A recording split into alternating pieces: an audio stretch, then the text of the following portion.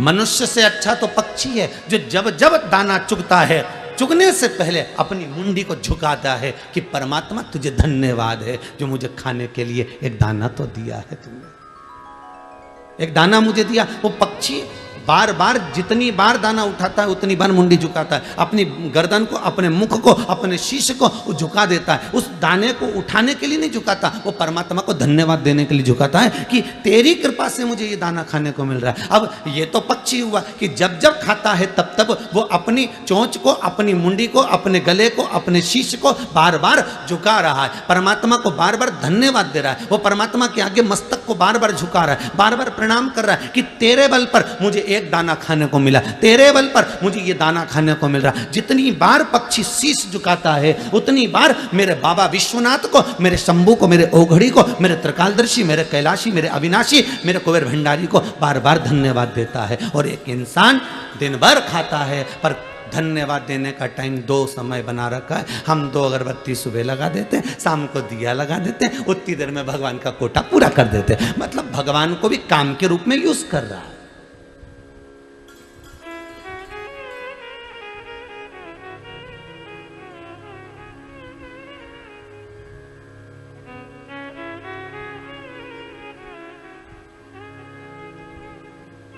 महाराज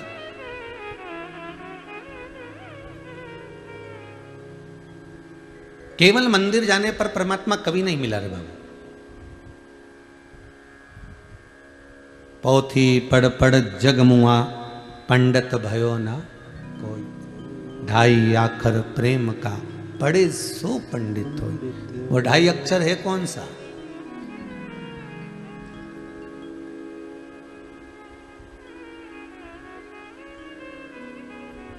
कौन सा है वो 2.5 अक्षर प्रेम का जो पढ़कर जीव परमात्मा का हो सकता?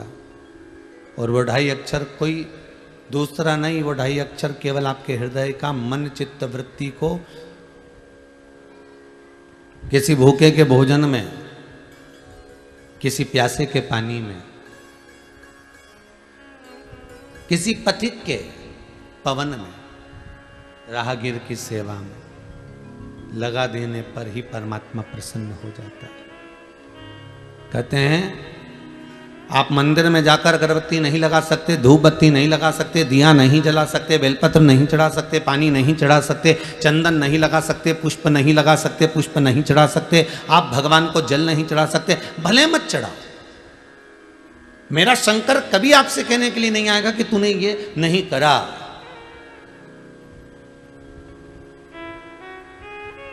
कभी नहीं कहेगा। 94 तरह के नरकों में गरुड़ पुराण के अंतर्गत जितने नरक कहे गए हैं उसमें कोई नरक ऐसा नहीं लिखा कि तुम मंदिर नहीं गए इसलिए तुम्हें नरक भोगना पड़ेगा। सारे नरकों में ऐसा कोई नरक नहीं लिखा कि तुम मंदिर नहीं गए इसलिए नरक भोगना पड़ेगा। पर नरकों में एक नरक ऐसा लिखा है कि तुम्हारे दरवाजे पर कोई भूखा आया और उसको तुमने भोजन नहीं कराया तो तुम्हें नरक भोगना पड़ेगा। तुम्हारे दरवाजे पर कोई प्यासा आया, तुमने पानी ना पिलाया तो नरक भोगना पड़ेगा। तुम्हारे दरवाजे पर कोई पथिक आया, राहगीर आया और तुमसे मार्ग पूछा, तुमने नहीं बताया तो भोगना पड़ेगा।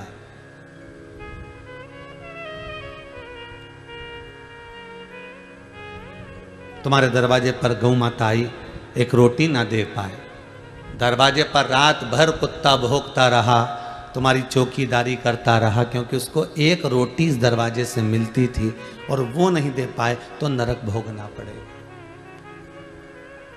किसी वृक्ष के नीचे चींटियां बहुत सारी हो रही है, थोड़ा सा जाकर आपने एक भाग नहीं डाला, नरक भोगना पड़ेगा। वो आस लगाकर बैठी हुई, बहुत अरमान लेकर बैठी हुई, उसके बाद भी हम उसको कुछ ना दे पाए। गरुड़ पुराण में ये नहीं लिखा कि आप मंदिर नहीं जाओगे तो नरक भोगना पड़ेगा। गरुड़ पुराण कहती है कि किसी पथिक को, किसी राहगीर को, किसी भूखे को, किसी प्यासे को, किसी अन्य को जिसको जरूरत है उसको नहीं दे पाए तो भी नरक का काम, तो भी नरक है।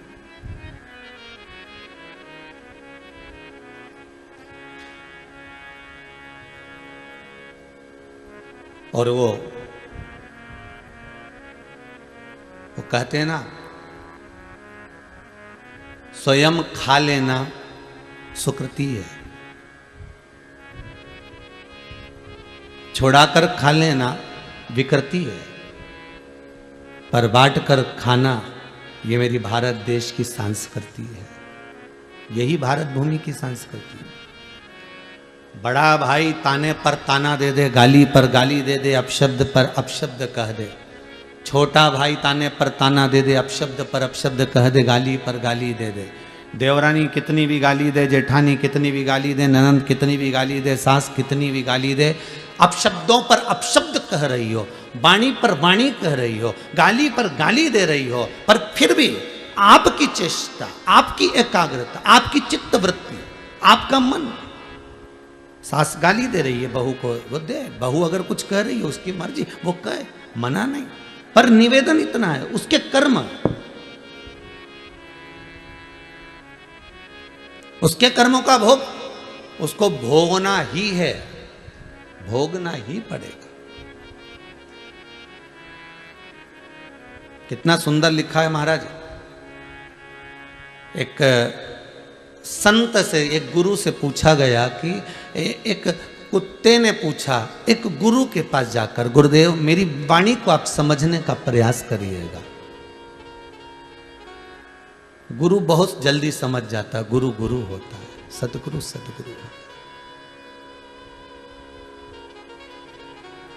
सदगुरु के सामने कहा भी नहीं जाता, वो अपनी दृष्टि से देखकर समझ जाता है।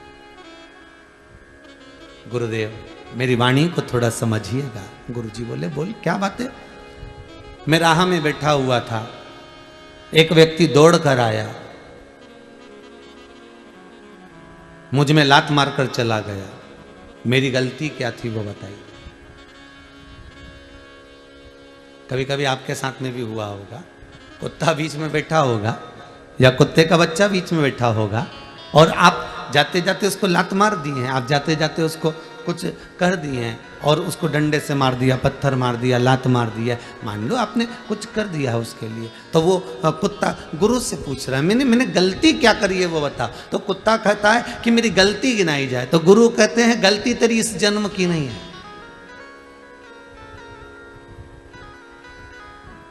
हमको लगता है कि हम मनुष्य की देह धारण करें इसलिए हमको दुख ज्यादा भोगना पड़ रहा।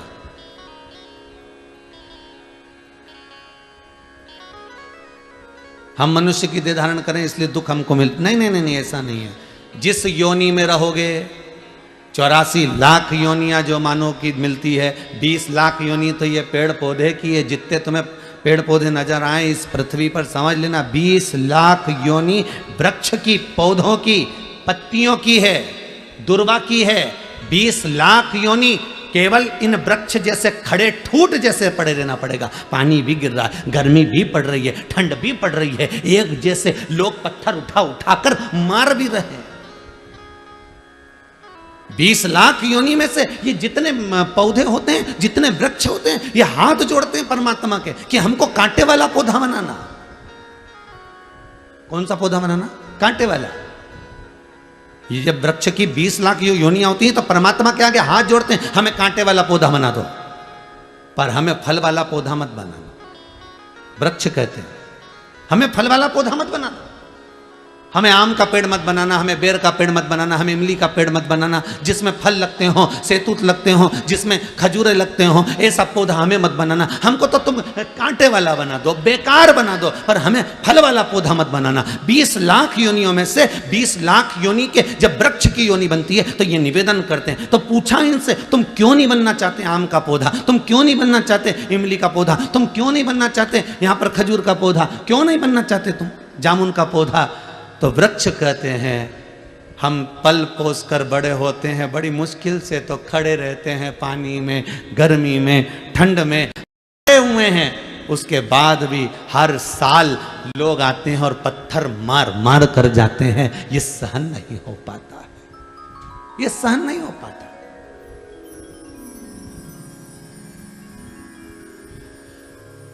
आप में से जितने लोग कथा सुन रहे हैं आस्था चैनल पर, पूरे विश्व में जितने लोग मोबाइल पर कथा सुन रहे हैं, फेसबुक और यूट्यूब पर, इनसे निवेदन करूंगा, यदि आपने अपने घर में, परिवार में, कुटुंब में, कबीले में, रिश्तों में, नातों में कहीं ना कहीं गरुड़ पुराण की कथा सुनी होगी तो उसमें पंडित जी ने बताया होगा कि आम का पेड़, जामुन का वृक्ष, खजूरे का वृक्ष, फलदार वृक्ष कब बनता है व्यक्ति। ये गरुड़ पुराण के अंतर्गत लिखा हुआ है कि व्यक्ति ये वृक्ष चौराहे पर, रोड पर, किनारे पर केरी का, आम का, बेर का, इमली का ये पेड़ क्यों बनता है।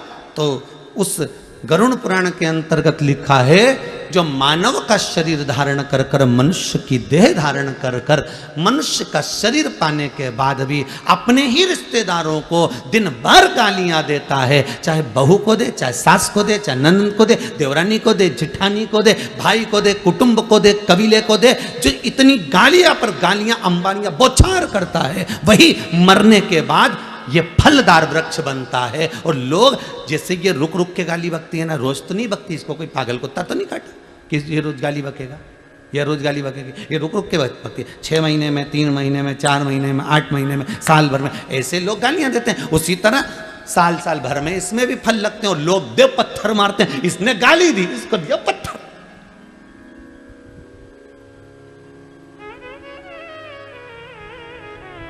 ना सास समझ पाती है कि मैं बहू को गाली ना दूं, ना बहू समझ पाती है कि मैं सास को ताने ना दूं। दोनों अगर ये समझ जाए ना, ये शिव महापुराण के पहले दिन की कथा ही समझ गए नहीं तो समझ लो जिंदगी सवर गई। कि हमने गाली दी और बेर का पेड़ बने और लोगों ने पत्थर दिया और एक बार में काम नहीं चलेगा, कितने समय तक खड़ ठूट जैसे पड़ेगा।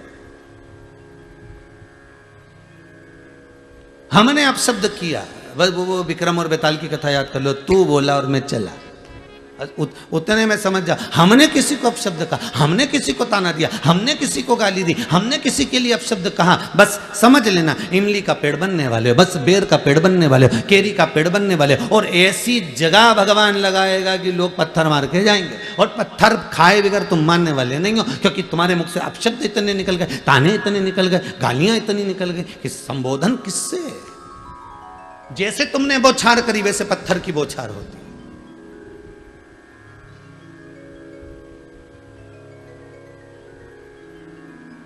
इसीलिए शास्त्र कहता है भजन में जो सुख है वो सुख किसी दूसरी चीज में नहीं, दूसरी चीज में।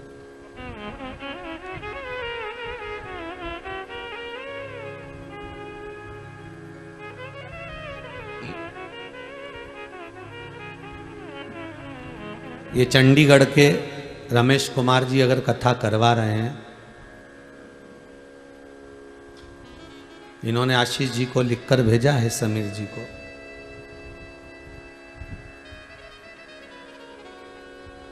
एक बेटा इनका मोहित गर्ग डॉक्टर है, वो कनाडा में है। दूसरा बेटा सीए है रोहित, जो चंडीगढ़ में है। पूरा परिवार खूब ठाकुर जी की कृपा से पढ़ा लिखा, अव्वल आगे बढ़ने वाला। तो हमने आशीष जी से पूछा कि ये बताओ कि फिर ये कथा किसके लिए करा रहे हैं, तो क्या अपने माता पिता क्यों करा रहे हैं, कथा इतने दिन को मिल कैसे गई। नहीं गुरुजी, कथा पुरानी है पर बीच में गड़बड़ हो रही थी, कथा इनको नहीं मिल पा रही थी, तो इन्होंने फिर पशुपति नाथ का व्रत किया, केवल कथा को पाने के लिए, किसी दूसरी चीज के लिए नहीं। दुनिया के लोग पशुपति व्रत कर रहे होंगे कि बेटों के जॉब के लिए, नौकरी के लिए, सर्विस के लिए, धंधे के लिए, व्यापार के लिए, व्यवसाय के लिए, ये कार्य के लिए, वो कार्य के लिए। पर ये गर्ग जी, रमेश कुमार जी गर्ग चंडीगढ़ वाले, ये जो कथा, केवल कथा मिल जाए उसके लिए पशुपति व्रत कर रहे हैं।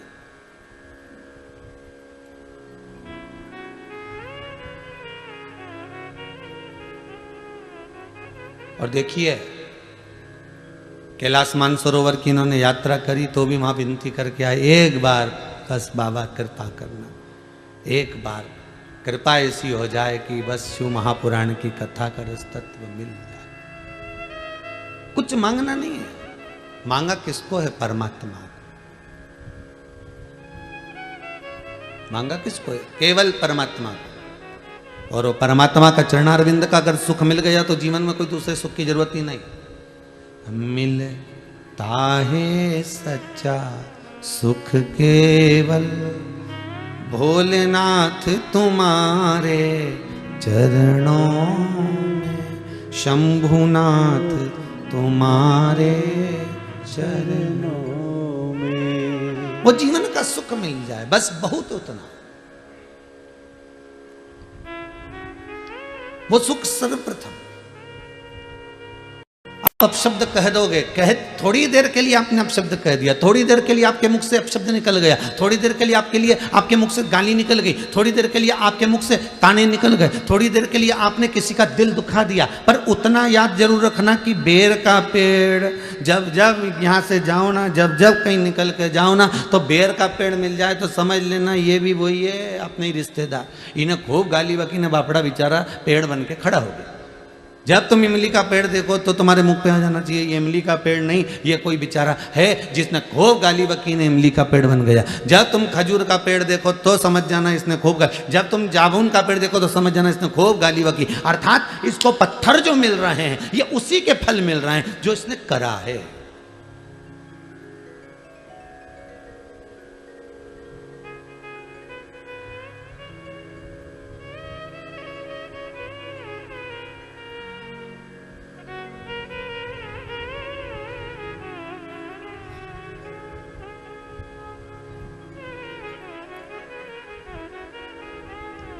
आज सुबह हम स्कंद पुराण पढ़ रहे थे थोड़ी सी, तो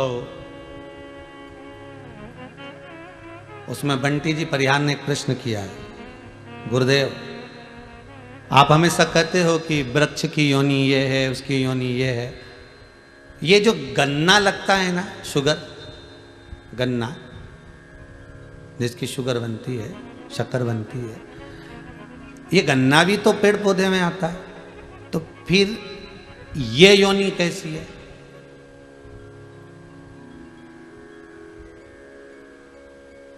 अब देखिए भैया, जितने लोग टीवी के सामने बैठो बड़ा ध्यान दीजिएगा कि गन्ने की भी तो योनि हुई ना, फिर ये योनि कैसी? आपने दुर्वा की कही, आपने तुलसी की कही, आपने बड़ की कही, आपने पीपल की कही, सब कुछ। तो ये जो गन्ना है जिसको लोग जूस निकाल कर पीते हैं, गन्ने का रस पीते हैं, इसकी योनि क्या? इसका भी वर्णन मिलेगा भविष्य पुराण में, स्मरण करिएगा थोड़ा सा, जहां नरकों का कथन लिखा है उसमें आपको मिल जाएगा। ये जो गन्ना है ये कोई साधारण नहीं है। ये कौन सी योनि है? तो कहा जो व्यक्ति किसी साधारण व्यक्ति को, साधारण व्यक्ति को, कई लोग होते हैं भैया हमको जरा 1000 रुपए की जरूरत है, दोगे क्या? अब दोस्त है, बहुत प्रेमी, बहुत स्नेही, जरा 50,000 दोगे क्या? हमको जरूरत है। जरा 15,000 दोगे क्या? हमको जरूरत है। बस मैं लौटा दूंगा। और प्रेम में रिश्तेदारी बनाकर, नातेदारी बनाकर, कुटुंब बनाकर, अपना बनाकर, अपना प्रेमी बनाकर, अपने स्नेही बनाकर, अपने सगे बनकर, अपने प्रेम की वाणी में जोड़कर, इतने मीठे मीठे बोलकर, इतने मीठे बोलकर उससे थोड़ा थोड़ा पैसा निकाल लिया, चुरा लिया, ले लिया। अब लेकर रख तो लिया पर दे नहीं पा रहे हो। बस वही व्यक्ति की योनि जो 20 लाख योनि वृक्ष की है, उसमें गन्ने की योनि उसी की बनती है। जैसे तूने मीठा बनकर उससे निछोड़ा था, अपने पास रख लिया, तू भी मीठा बनकर ऐसे ही निचोड़ा जाएगा। और गन्ने को इतना मीठा बना दिया, इतना मीठा बना दिया कि वो गन्ने की रस वाले की दुकान पे गया ने उसको वो मशीन में फिर दिया गया, ने सारा रस निचोड़ा गया, सारा रस निचोड़ लिया। अभी भी नहीं छोड़ा उसको, क्योंकि इसने उसको नहीं छोड़ा था, तो इसको डबल से पलटाया। तुम देखना गन्ने का रस निकल लीजिए, इसके डबल से पलटाया, फिर दिया मशीन के अंदर और फिर दिया, फिर रस निचोड़ा। तो की बात, तो जितने लोग गन्ने का गिलास ले लेके खड़े थे तो आप सोच रहे थे इसमें बचा ही नहीं कुछ भी, पर गन्ने के रस वाले का संबंध, इन्हें फिर पलटा, इन्हें फिर दिया धर के और फिर रस निकाला। अब की बार तो जितने लोग खड़े थे अब इसमें तो रस ही नहीं बचा रहा, पूरा की पूरा ही निकाल लिया। परंतु गन्ना का रस वाला उसमें फिर 2-4 मरोड़ा, और अब की बार इसमें और मिर्ची लगे, क्योंकि इसने उसका धन खाया था, इसलिए बीच में नींबू फंसा दिया। ले बीच में नींबू फंसाए और फिर दिया मशीन के अंदर, फिर रस निकला। अभी भी रह गया तो क्या भी रुक जा, पुदीना और डालू, रुक।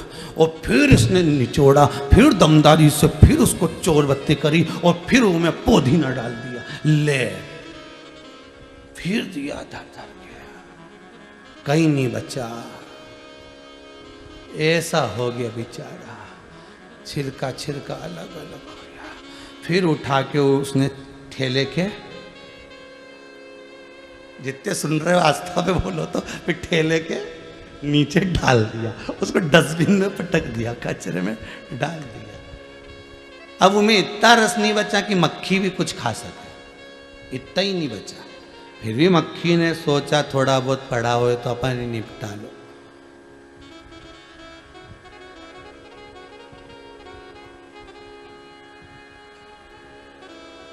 अब कहा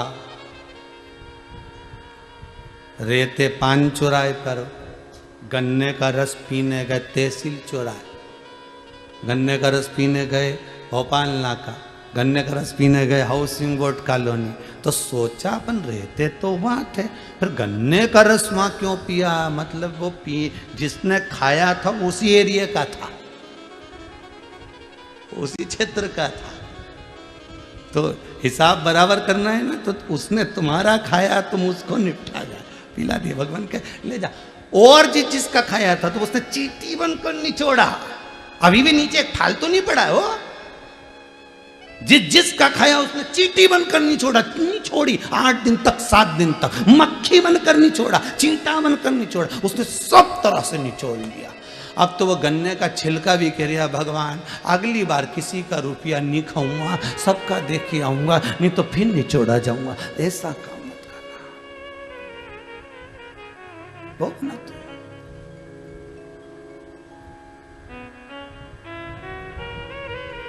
मान लो किसी का ले भी लिया है तो हाथ जोड़कर कहना, साहब उस शंकर से कहना, शंभो से कहना, मेरे ओ घड़ी, मेरे विश्वनाथ, मेरे शंभो से कहना, मरना मारना है, मेरे को मरना है, प्राण छूटना है, संसार में जो आया है वो मरेगा, पर निवेदन इतना सा है, जब तक मैं किसी का चुका ना दूं तब तक उठाना मती नाक, मेरे को गन्ना नहीं बनना है।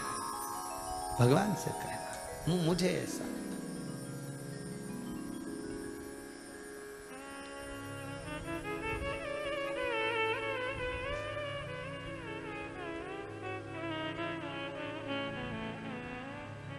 हमारे कर्म का भोग हमको भोगना है महाराज, कोई दूसरा नहीं भोगेगा, कोई दूसरा नहीं, पत्नी नहीं भोगेगी, बच्चे नहीं भोगेंगे, कोई नहीं भोगेगा, भोगना आपको है। ऐसा कर्म करते चलना जिंदगी में जिसमें सुख का अनुभव हो आपको। ये दिल, ये हृदय, ये चित्त, ये वृत्ति बड़ी आनंदित हो आपकी, आपको बड़ा सुकून मिले, आपको बड़ा आनंद मिले, ऐसी जिंदगी जीना, ऐसा जीवन जीना। संत जो होते हैं ना, साधु जो होते हैं ना, गुरुजन जो होते हैं, जो सत्य के गुरु हैं, जो सत्य के साधु हैं, जो सत्य के तपस्वी के भाव का आनंद ले रहे हैं,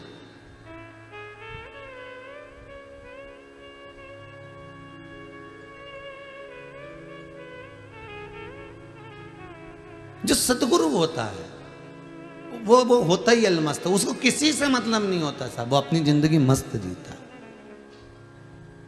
इसलिए गुरुजन कहते हैं भगवान के चरणारविंद के रसास्वादन के बिना कोई सुख नहीं है, भगवान की कथा के बिना कोई आनंद नहीं है, भगवान के चरणारविंद के बिना कोई रसास्वादन नहीं है। दुनिया का सर्वाधिक सुख की अनुभूति अगर कहीं होती है तो वो परमात्मा के चरण के, इसके सिवा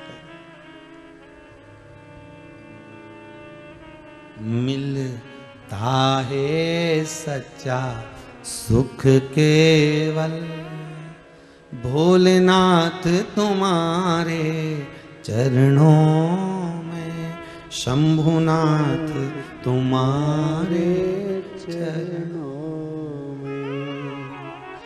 यह विनती है पल पल छिन छिन रहे ध्यान तुम्हारे चरणों में, रहे ध्यान तुम्हारे चरणों।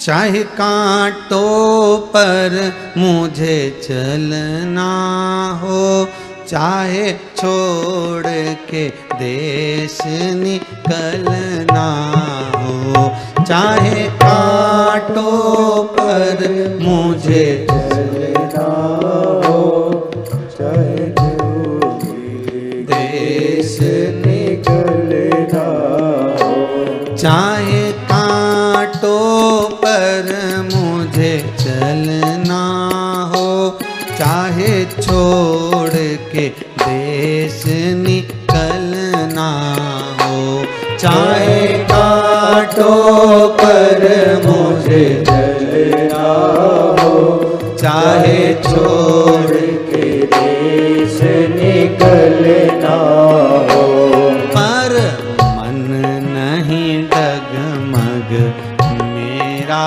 हो, पर मन नहीं डगमग मेरा हो, रहे ध्यान तुम्हारे चरणों में, रहे ध्यान तुम्हारे चरणों में, है पल पल छिन छिन यही गिनती है, पल पल छिन छिन रहे ध्यान तुम्हारे चरणों में, रहे ध्यान तुम्हारे चरणों में।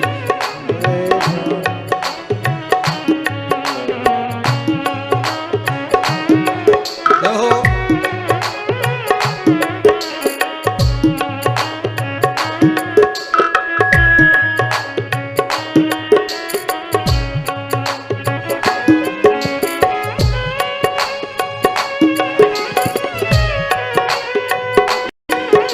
हर बोले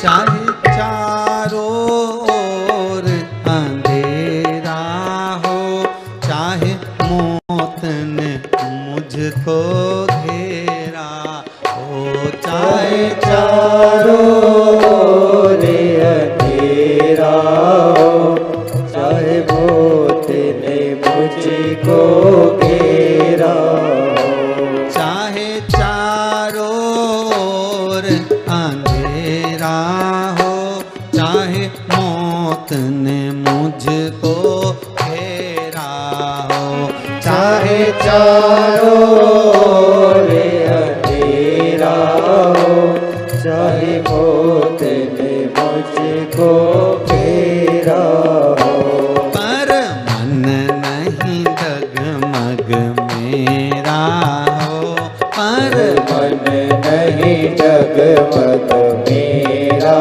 हो, रहे ध्यान तुम्हारे चरणों में, रहे ध्यान तुम्हारे चरणों में, मिलता है सच्चा सुख केवल भगवान तुम्हारे चरणों में, भोलेनाथ तुम्हारे चरणों में, भोलेनाथ तुम्हारे चरणों में, शंभुनाथ तुम्हारे चरणों में, भोलेनाथ तुम्हारे चरणों में, शंभुनाथ तुम्हारे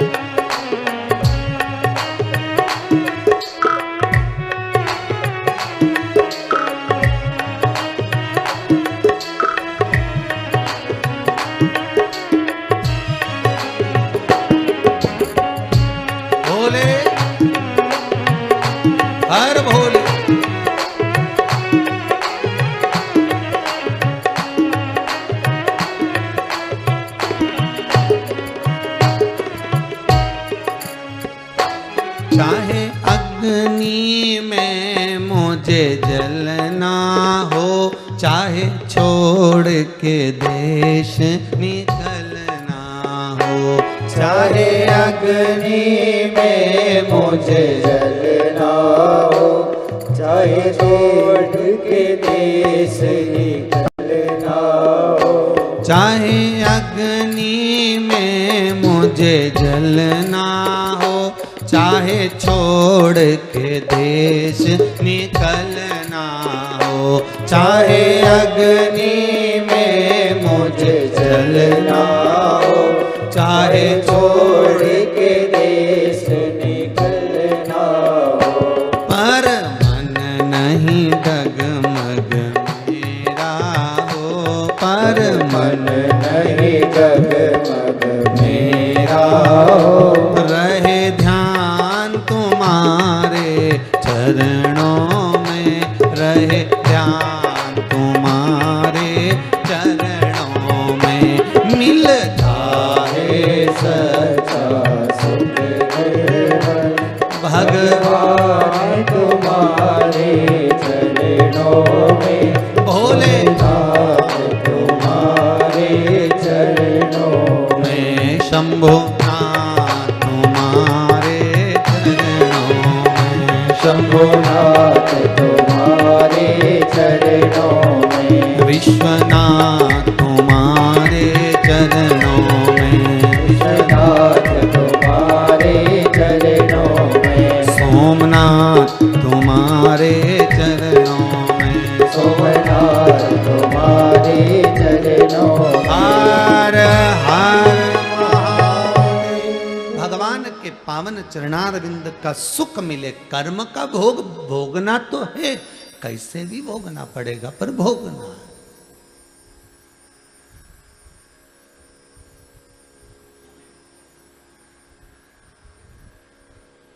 एक वृक्ष को कभी भी उसके पत्ती के नाम से नहीं जानते। जानते हैं क्या?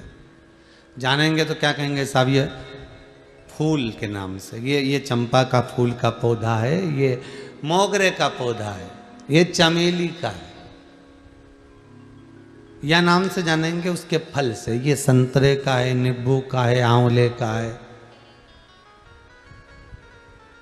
किसके नाम से जाना? उसके फल के नाम। या तो जाना फल के नाम से, या जाना उसके फूल के नाम से। फल हो, फूल हो, उसके नाम से उसको पहचान जाते।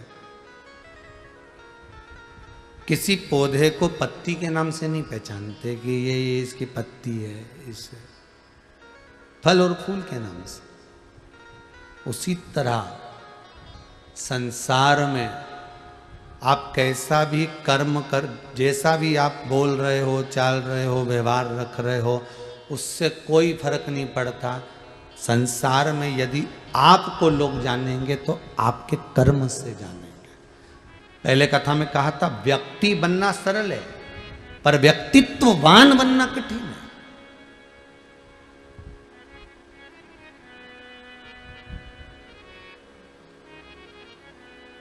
व्यक्ति बनना सरल है, पर व्यक्तित्ववान बनना कठिन है। एक ही नाम के ना जाने कितने लोग होंगे साहब। भेरू भेरू भेरू भेरू निकालो तो सारी संसार में ढेर भेरू।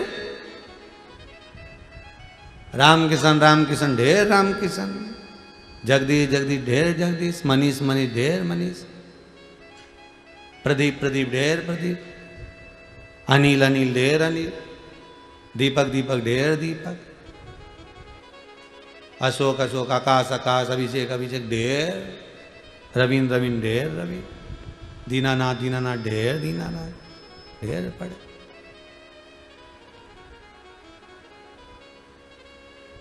अब मालूम पड़े राशि भी एक है, नाम भी एक है। एक तो ऊंचे सिंहासन पर बैठा है, दूसरा मालूम पड़े कि ठेला धका। नाम का कोई फर्क पड़ा क्या? जितने टीवी पर कथा सुन रहे हो ईमानदारी से बोलना, नाम का कोई फर्क पड़ता है क्या? नहीं।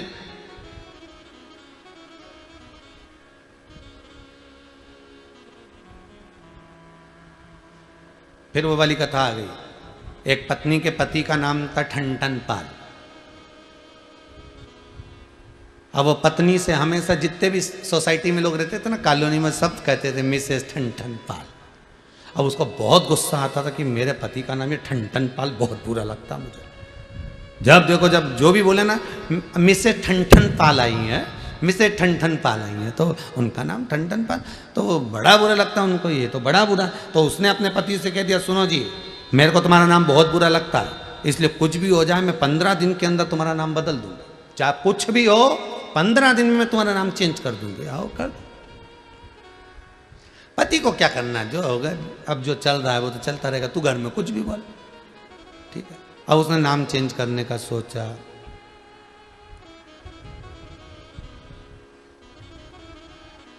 आगे गई एक बार मार्केट घूमने कि कोई अच्छा नाम ढूंढ के आऊं। जाते जाते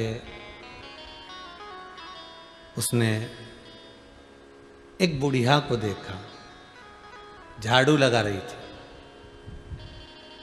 कचरा बीन रही थी। सुबह सुबह पूछ लिया, तुम्हारा नाम क्या है? लक्ष्मी। इसके मन में आया, बताओ गजब, बहुत बढ़िया। और आगे गई,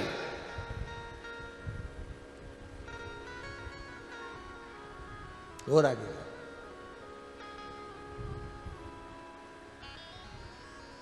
एक व्यक्ति भीख मांग रहा था, उससे पूछा तुम्हारा नाम क्या है? कुबेर सिंह। अच्छा, मन में आया गजब। और आगे गई, किसी से पूछा, क्यों, किसकी अर्थी जा रही है? कौन मर गया? अमर सिंह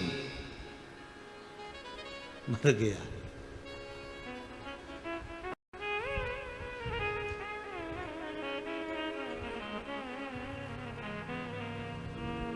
घर वापिस आ गई। वापिस मोहल्ले के लोगों ने पूछा, क्यों, नाम मिल गया? क्या करूं ढूंढ के? लक्ष्मी झाड़ू लगाए, कुबेर भीख मांगे, अमर मर गया, इससे तो मेरा ठनठन पाल भला। क्या करना? नाम बदलने से कुछ नहीं होगा, कुछ भी नहीं होगा।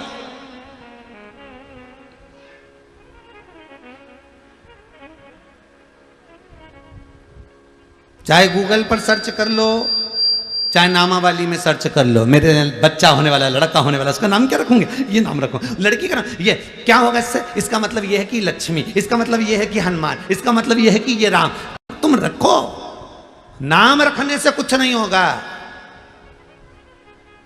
एक नाम के ढेर पड़े हैं, थोड़ा सा कर्म अच्छा होना चाहिए। नाम कुछ नहीं कर पाता, कर्म सब कुछ कर जाता है। एक साधारण सा गरीब सा व्यक्ति भी, एक सिंपल सा साधारण सा व्यक्ति भी अपने कर्म के कारण आगे बढ़ जाता है, अपने कर्म के प्रभाव से।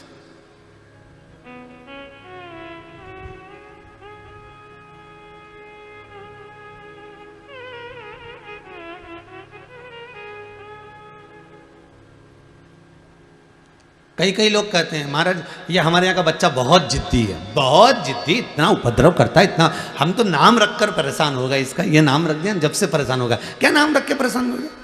नाम से कुछ नहीं होता। जितपन तुम दे रहे हो, चिड़चिड़ापन तुम दे रहे हो, और नाम को बदनाम कर रहे हो। नाम से मतलब यहाँ तो कर्म कर चलो, कर्म। और बहुत अच्छे से जान लेना, बहुत अच्छे से समझ लेना, पत्ती से नहीं पहचाना जाता कि वृक्ष कौन सा है। पत्ती का नाम लेकर नहीं पुकारा जाता कि इस पत्ती का पेड़, हमें कहना पड़ता है इस फूल का वृक्ष है, चंपा का, चमेली का, मोगरे का, गेंदा का। हम उसके फूल से उसको पहचान कर करें, ये गेंदे का है, ये चमेली का है, ये बिजली का है। या हम फल से करें, ये केरी का है, ये बेर का है, ये आंवले का है, ये नींबू का है, ये संतरे का है, ये आंवले का है, ये उसके फल से पहचाना, पत्ती से नहीं। उसी तरह तुम्हारे जीवन में कितने ही उतार चढ़ाव आ जाए, तुम्हें उससे कोई नहीं पहचानेगा, पहचानेगा तुम्हारे कर्म से। तुमने कर्म कौन सा करा, उस कर्म से तुम्हें पहचाना जाएगा। अच्छा कर्म करोगे, जगत में तुम्हारा नाम उसी नाम से जाना जाएगा। बेकार कर्म कर दिया, उसी नाम से तुम्हें पहचानेगा, अरे बेकार, बहुत बेकार। ये वही है, कर्म से पहचाना। कुछ अच्छा करिए। मानव की देह पाने के बाद में अगर हम बेकार कर्म, तो मानव की देह पाने के बाद में एक कर्म जरूर करना, किसी सदगुरु की शरण जाकर उसकी स्मरण में, थोड़ी सी भक्ति में, थोड़े से स्मरण में डूबने का प्रयास कर।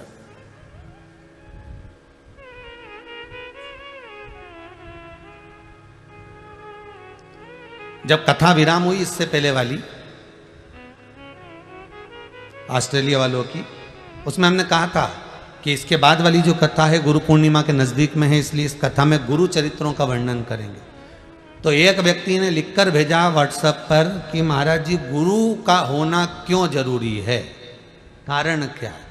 तो सीधी सीधी बात है, बादाम का छिलका ऐसे निकल ही नहीं सकता, निकाल के बता दो। बादाम के अंदर की गिरी को चोट नहीं लगना चाहिए और छिलका निकल जाना चाहिए। घिसना भी नहीं है, परेशान भी नहीं करना, छीलना भी नहीं है, और छिलका निकल जाना चाहिए। तो क्या करोगे? उस बादाम को थोड़ी देर पानी में डुबक दो। क्या करना है? उस बादाम को पानी में पटक दो। बादाम जितनी देर पानी में, थोड़ी देर भी अगर पड़ गई, बादाम थोड़ी देर भी पानी में पड़ी रही, धीरे धीरे उसको हाथ में लोगे और मलोगे और छिलका निकल जाएगा। अब ना अंदर गिरी का कुछ बिगड़ा, ना किसी चीज का बिगड़ा, ना उसमें चोट लगी, ना कुछ खरोच आई, बस छिलका निकल गया। उसी तरह जैसे बादाम को पानी में पटोक कर रखा है, पानी में डाल कर रखा है, तो छिलका तुरंत निकल जाता है। उसी तरह मनुष्य देह में आए हो, मानव का यदि शरीर मिला है, तो गुरु के चरण के जल में थोड़ी देर डूब कर रहोगे तो अहंकार का, लोभ का, काम का, विषय का, वासना का छिलका निकल जाएगा और गिरी गिरी रह जाएगी। और वो गिरी काम की है, वो छिलका नहीं।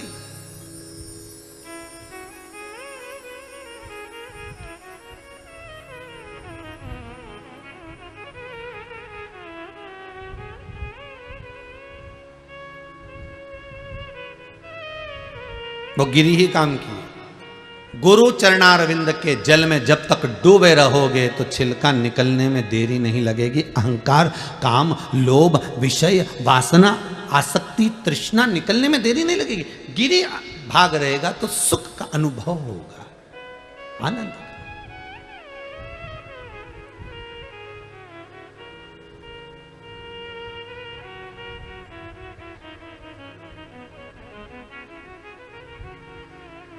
शिव महापुराण की कथा कर रही है।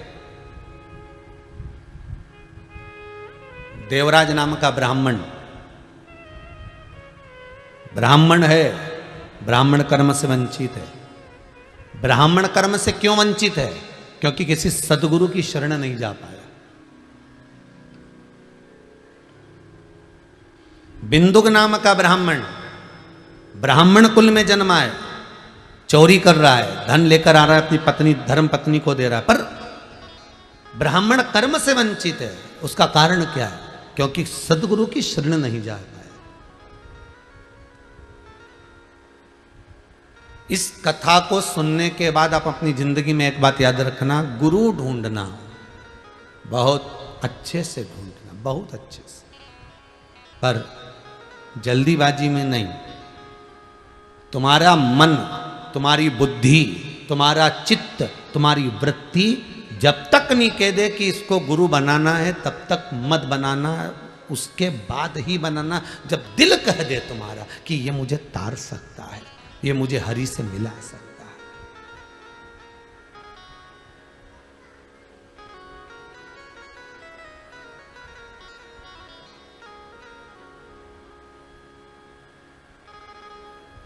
ये मुझे परमात्मा से मिला सकता है। गुरु पैया पढ़ो हरि से मिलाए दीजो जी, मिलाए दीजो जी, मिलाए दीजो जी, मिलाए दीजो जी, मिलाए दीजो जी, गुरु पैया पड़ो हरि से मिलाए। बस वो सतगुरु की शरणागति। देवराज ब्राह्मण होकर ब्राह्मण कर्म से वंचित है, बिंदुक ब्राह्मण होकर ब्राह्मण कर्म से वंचित है। देवर्षि नारद ऋषि के पद पर बैठने के बाद भी अगर गुरु मंत्र नहीं ले पाए तो ऋषि पद से वंचित है।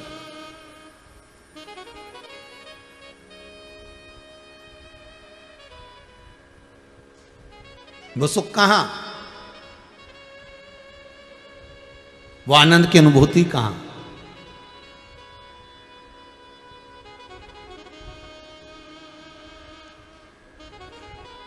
जब जीव के प्राण छूटते हैं ना, ध्यान दीजिएगा जरा, बहुत अच्छा प्रसंग है ये। जिस समय प्राण छूट रहे होते हैं, जिस समय पर प्राण जा रहे होते हैं, प्राण छूटते हैं व्यक्ति के,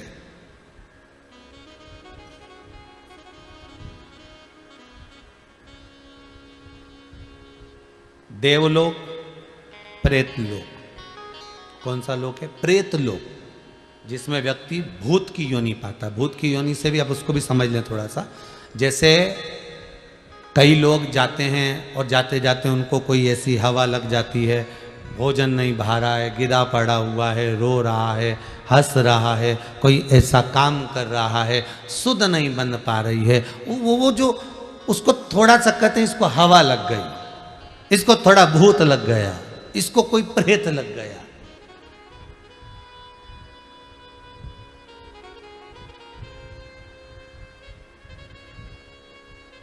ये उसमें डूब गया।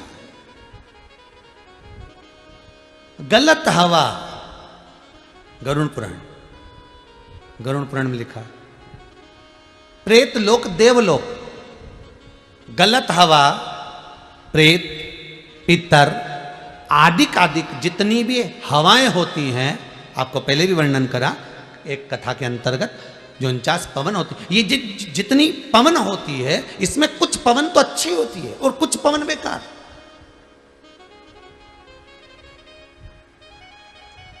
सतगुरु मार्गी को, जो गुरु के चरणारविंद का अनुमोदन कर रहा है, गुरु का स्मरण कर रहा है, भगवत भजन कर रहा है, नाम जाप कर रहा है, नाम स्मरण कर रहा है, जिसने अपनी जिंदगी में एक बार गुरु मंत्र ले रखा है और उस गुरु मंत्र का बल उसके भीतर है, तो उसको कभी भी प्रेत बांधा, उसको कभी भी कोई गलत हवा स्पर्श नहीं कर पाती। जो गुरु मंत्र से वंचित है, जो परमात्मा के मंत्र से छूटे हुए हैं, गुरु की वाणी जिसके कानों में नहीं गई, श्रवण शक्ति में नहीं गई, उसके भीतर फिर गलत हवा, प्रेत बांधा उसको स्पष्ट छू सकती है। अब ये तो हो गया मृत्यु लोक का, कि मृत्यु लोक में आप पहचान सकते हो कि इसको अगर पवन लगी है, कोई चीज लग गया है, कोई चीज हो गई है, तो समझ सकते हो इसका गुरु मंत्र नहीं होगा, इसलिए इसको छू लिया। ऊपर का क्या क्रम है? इससे ऊपर जब जीव प्राण छोड़कर जाएगा और प्राण छोड़कर जाने के बाद जब ऊपर पहुंचेगा, यम की गेट चढ़ेगा, चढ़ने के बाद जब पहुंचेगा, उस समय का कथन क्या कहता है? तो उस समय का कथन कहता है कि अगर एक चेले ने, एक शिष्य ने गुरु मंत्र ले लिया है और उस मंत्र का स्मरण नहीं भी कर रहा है, तो गुरु अगर एक सांकल्य भी डालता है, गुरु अगर एक मंत्र का स्मरण भी करता है, तो चेले के खाते में जाता है, शिष्य के खाते में जाता है। और शिष्य अगर एक सांकल्य डालता है, शिष्य अगर एक मंत्र का स्मरण करता है, तो उसका एक भाग गुरु के खाते में जाता है। दोनों एक दूसरे को तार रहे हैं। और गुरु मंत्र लेने के बाद में व्यक्ति अगर बेकार कर्म कर रहा है, मदिरापान कर रहा है, वेश्यावृत्ति कर रहा है, जुआ खेल रहा है, मांसाहार कर रहा है, कोई गलत काम कर रहा है, तो उसका भी भोग गुरु को भोगना पड़ता है। और गुरु अगर कुछ बेकार कर रहा है तो वो शिष्य को भोगना पड़ेगा, भोगना तो पड़ेगा। संबंध एक हो गया गुरु और शिष्य। इसलिए गुरु पैया पड़ो हरि से मिलाए दीजो जी, मिलाए दीजो जी, मिलाए दीजो जी, मिलाए दीजो जी, मिलाए दीजो जी। गुरु पैया पढ़ू हरि से मिलाए दीजो जी। गुरु पैया पढ़ू हरि से मिलाए दीजो जी। गुरु वो शब्द है, गुरु वो आनंद है जो परमात्मा की शरणागति में ले जाकर छोड़ देता है, परमात्मा के चरणों में ले जाकर छोड़ दिया। देवराज चोरी कर रहा है, धन चुरा कर ला रहा है, शंकर के मंदिर में पहुंच भी गया है, तो भी शिव महापुराण में उसका मन नहीं लगा है। बिना गुरु मंत्र के जीव का चित्त भगवान की कथा में लग जाए बहुत बड़ी बात है। ये पूर्व का ज्ञान होगा इसलिए लग गया।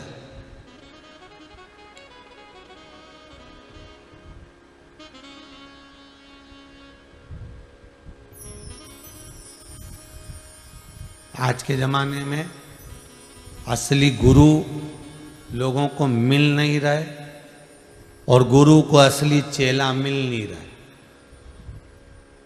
देखिए जरा, असली गुरु नहीं मिल रहा और गुरु को असली चेला नहीं मिल रहा।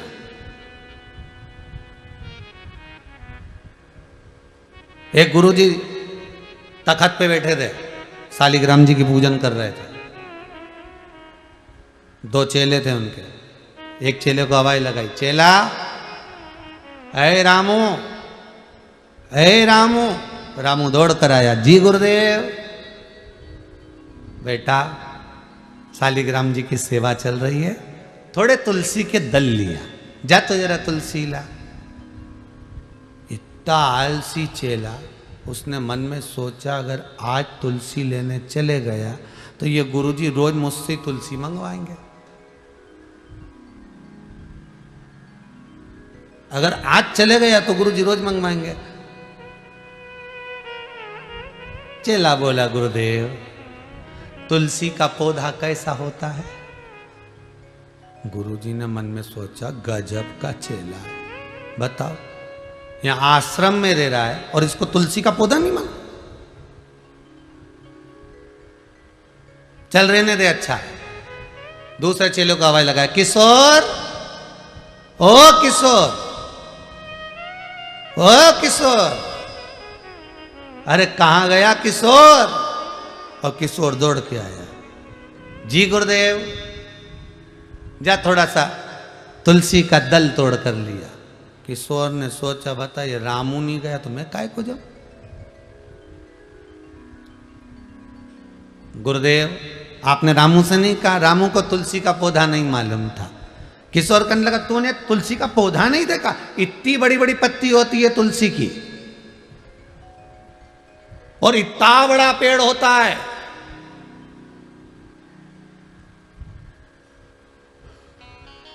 कभी नहीं देखा तूने? मेरी तो मम्मी ने दिखाया था, इतना बड़ा पेड़ और इतने बड़े बड़े पत्ते। गुरुजी ने मन में सोचा, हो गया कल्याण। इसको भी नहीं मालूम कि तुलसी का पौधा कैसा है। किशोर तूने तुलसी का पौधा नहीं देखा? गुरुदेव मेरे को मालूम, मेरी मम्मी ने ऐसे ही बताया था। इसने सोचा अपन जाएंगे और अपने माथे आ गए, फिर अपन कोई बुलाएंगे बार बार तुलसी लाने के लिए, अपन भी नहीं जाएगा। जा, अब दोनों ही चेला बड़ा आलसी, पर गुरु तो गुरु थे। दोनों बोले, गुरुजी हमको नहीं मालूम तुलसी कैसी है, आप नहीं चले जाओ। गुरुजी बोले, अब शालिग्राम जी की सेवा छोड़कर मैं कैसे जाऊं? तखत पे बैठे थे गुरुजी 80 किलो के, उसी पे थे शालिग्राम। उन्होंने दोनों चेलों से कहा, एक आगे से उठा, एक पीछे से उठा। उठकर नहीं जाऊंगा, सेवा कर रहा हूं, उठाओ। और दोनों ने उठाया, दम लगा के ऐसा, दम लगा के ऐसा, गुरुजी को तोक के तखत समेत ले गए। तुलसी जी के क्यारे, ये बस बस बस, रोको रोको रोको रोको रोको, अब तोड़ के लाओ। तुलसी दल लाए, गुरुजी को दिया। गुरुजी ने शालिग्राम जी के चढ़ाया। गुरुजी बोले, ले चलो वापिस, वापिस ले चलो। इनने फिर उठाया और उठा के ले जाके फिर तखत को रखा। गुरुजी बोले, बेटा तुलसी का पौधा भूलोगे तो नहीं? चेलावन बोला तब जिंदगी भर नहीं बोला। 80 किलो का तुम, 40 किलो का तखत। उठाए उठाए हमारी नानी याद आ गई और कह रहे भूलोगे तो नहीं। अब ये तुलसी का पौधा हमारा बाप नहीं भूला, कभी जिंदगी में नहीं भूला। यह तुलसी का पौधा भूलोगे तो बस ऐसी होती है तुलसी। रामू बोला गुरुजी मेरे को मालूम होता हम पहले ही तोड़ रहा था, हालत खराब करने से अच्छा मेरे को पहले ही मालूम होता मैं पहले ही तोड़ रहा था। किशोर बोला मैंने तो सुबह जो नाश्ता करा था सब पच गया, मुझे क्या मालूम था कि तुलसी का पौधा इतना छोटा सा होता। गुरुजी अब तो देख लिया, अब देख लिया। गुरु पैया पढ़ू हरि से मिलाय दी जोरी। गुरु गुरु होता, चेलो दंडी होते, पर चेलों के लिए सदगुरु ही मार्ग है, सदगुरु मार्ग।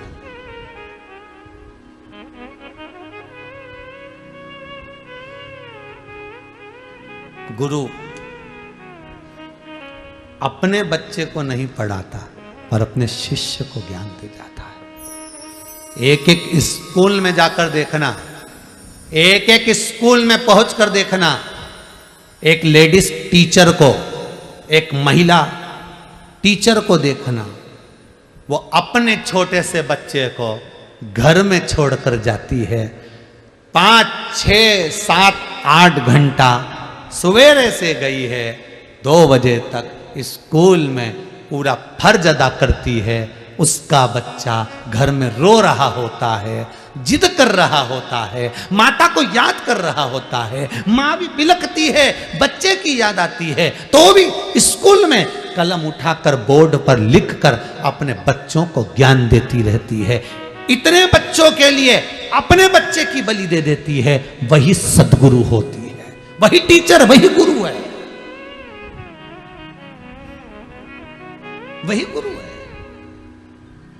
गुरु अपने बच्चे को जितना नहीं प्रेम करता, गुरु अपने बच्चे को जितना नहीं चाहता, गुरु अपने बच्चे को जितना नहीं पढ़ाता, उससे 1000 गुना दूसरे के बच्चे को पढ़ाता है। तू पढ़, तू अच्छा है, पढ़ने में होशियार है, आगे निकल जाएगा, तू ये कर सकता है, तेरे में वो बल है, तेरे में वो एनर्जी है, तू अपना कैरियर बना सकता है, तू ये कर सकता है, तू वो कर सकता है। एक गुरु है जो मार्ग बताकर बच्चे को अग्रण्य बनाने का प्रयास करता है कि तुझ में वो बल है, तुझ में वो प्रबलता है कि तू सब कुछ कर सकता है। वो गुरु तुम्हारे को निखारेगा।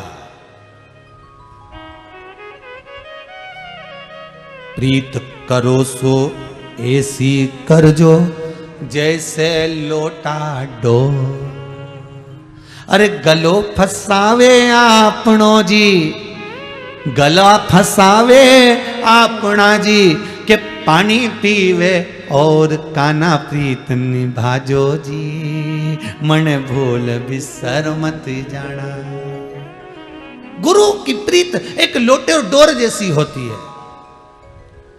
गुरु परिवार में बंदा जरूर है, पर परिवार को छोड़कर अपने शिष्य का प्यास बुझा देता है, अपने शिष्य।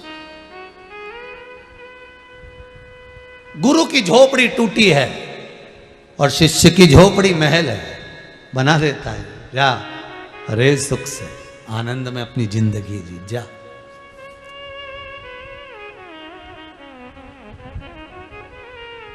जा सुख की जिंदगी।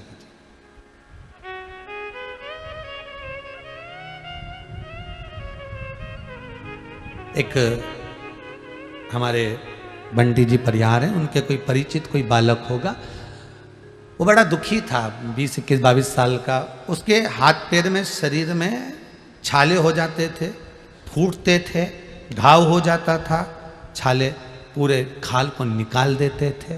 बड़ा दुखी, बड़ा दुखी। बंटी ने 1-2 बार कहा गुरुदेव बहुत हालत खराब है। बच्चे ने सब डॉक्टरों को सब जगह दिखा दिया, पर शरीर का वो जो रोग है, डॉक्टर कह रहा है हाथ को काटना पड़ेगा। ये हाथ में कुछ ऐसा हो गया। काहे काटो, हाथ नहीं काटना है, भोलेनाथ जी की सेवा कर कर दुख काटना। अंग काट देने से सुख का अनुभव नहीं होगा, दुख कट जाने पर सुख का अनुभव होगा। कहा उन्हें काम करो, शंकर जी का स्मरण करो, शिव जी का भजन करो, शंकर का अनुमोदन करो, शिवरात्रि का पूजन आदि जब भी मौका मिले करते रहो।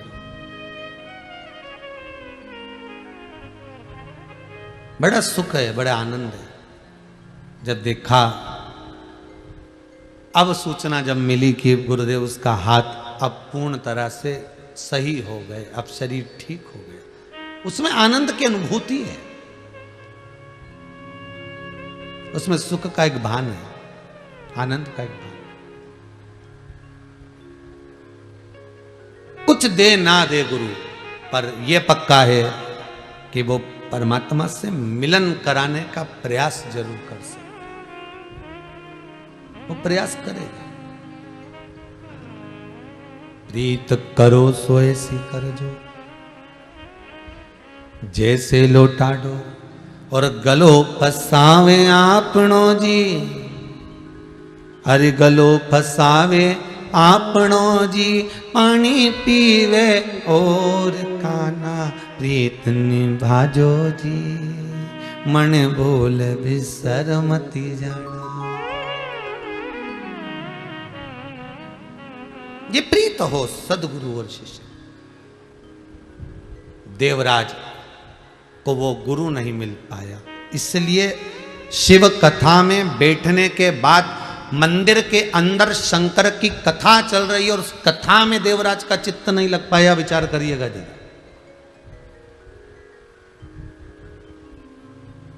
जैसे ही शंकर जी का हर हर महादेव बोलते थे, देवराज कानों को बंद कर लेता था, कानों को बंद।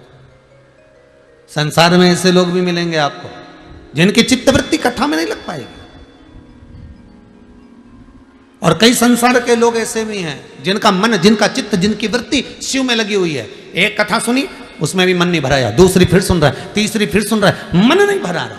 और होना चाहिए ऐसी प्यास परमात्मा को पाने की। उदर की तृप्ति भोजन से है, आत्मा की तृप्ति भजन से है। वो प्यास हो हमें परमात्मा को पाने की, शंकर से मिलन की एक आस लगी रहे कि मिलेगा और मेरे सम्मुख में आएगा। वो आए।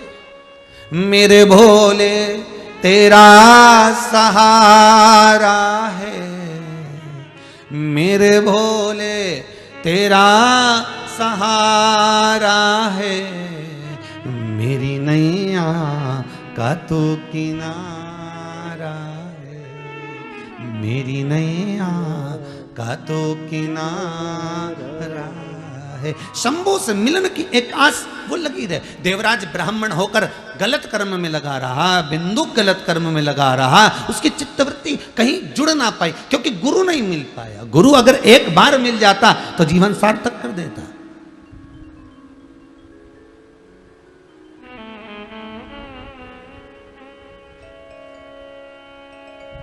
एक बार अगर मिल गया गुरु तो फिर जीवन सार्थक। नहीं मिला,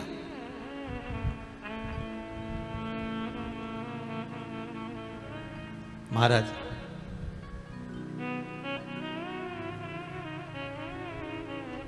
एक ही है संसार में जो तुम्हारे मुख पर तुम्हारे दोष बता सकता है। कौन? जम के बोलिए जरा। गुरु। एक मां भी अपने बच्चे का दोष नहीं बताएगी, छुपा लेगी। एक पिता भी अपने बच्चे का दोष नहीं बताएगा, छुपा लेगा। अरे गुरु अपने शिष्य के सामने मुंह पर बोल देता है, तू ऐसा है, तूने क्यों ऐसा क्यों करा, तूने बात, तू मोबाइल का ज्यादा प्रयोग क्यों करता है, रख दिया कर, इतनी रात तक नहीं चलाना, ऐसा नहीं करना। केवल एक गुरु होगा जो बार बार टोकेगा, सतगुरु होगा जो बताएगा। और कुछ देर अगर गुरु के पास बैठो तो वो पक्का है तुमको धोने का प्रयास करेगा, निखारने का प्रयास करेगा अगर गुरु की शरण में। पर बहुत कम लोग होते हैं जो गुरु के पास जाकर बैठते हैं, क्योंकि उनको मालूम है अगर गुरु जी के पास जाकर बैठेंगे और कुछ बोल दिया तो गुरु जी कुछ कह दिए तो गुरु जी कुछ कहे तो वो गुरु निखारता है, खूब रगड़ता है, खूब मलता है।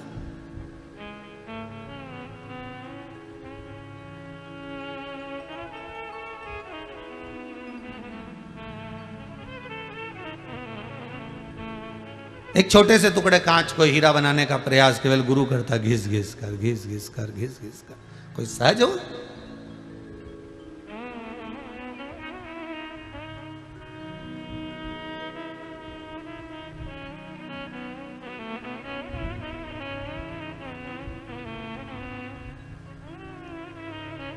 रुक्मणी जी को भगवान कृष्ण नहीं मिलते। मिलते क्या? किसी हालत में नहीं मिलते। शिशुपाल बारात लेकर आया था, तैयारी हो गई रुक्मणी जी को शादी की, नगर सज गया, रुक्मणी जी के भी सारे सास सज गए, पूरे नगर में 15 दिन पहले से साज और धाज लग गए। रुक्मणी को कृष्ण नहीं मिलते। अगर सतगुरु ना मिलते रुक्मणी को, फिर रुक्मणी के एक बार रुक्मणी जी जब श्रृंगार करी और श्रृंगार कर कर एकांत में बैठी थी, तब रुक्मणी के गुरु आ गए और गुरु जी ने पूछ लिया, बेटा रुक्मणी, अये रुक्मन, ए रुक्मी, नरेश की पुत्री रुक्मणी, तू एकांत में बैठी रो रही है बेटा, क्या हो गया? गुरु बड़ा विचित्र होता है, दिल की बात को तुरंत जान जाता है। क्या हो गया तुझको? तू क्यों रो रही है?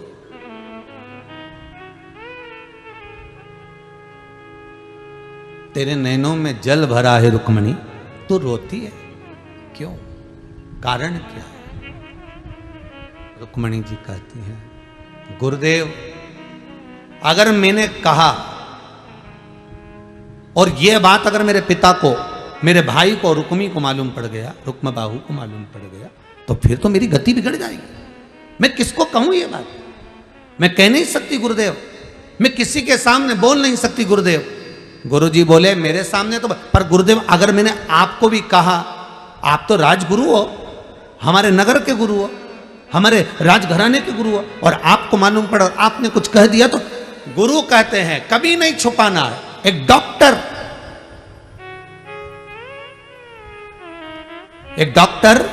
एक रसोईया, एक सदगुरु, इन तीन से कभी नहीं छुपाना। डॉक्टर से अगर रोग छुपाओगे तो बीमारी बढ़ेगी, आपने अगर रोग छुपा लिया तो बीमारी बढ़ना है। सब बता दो, सब जो जो हो रहा है सब बताओ, तो भी इलाज कर सकता है।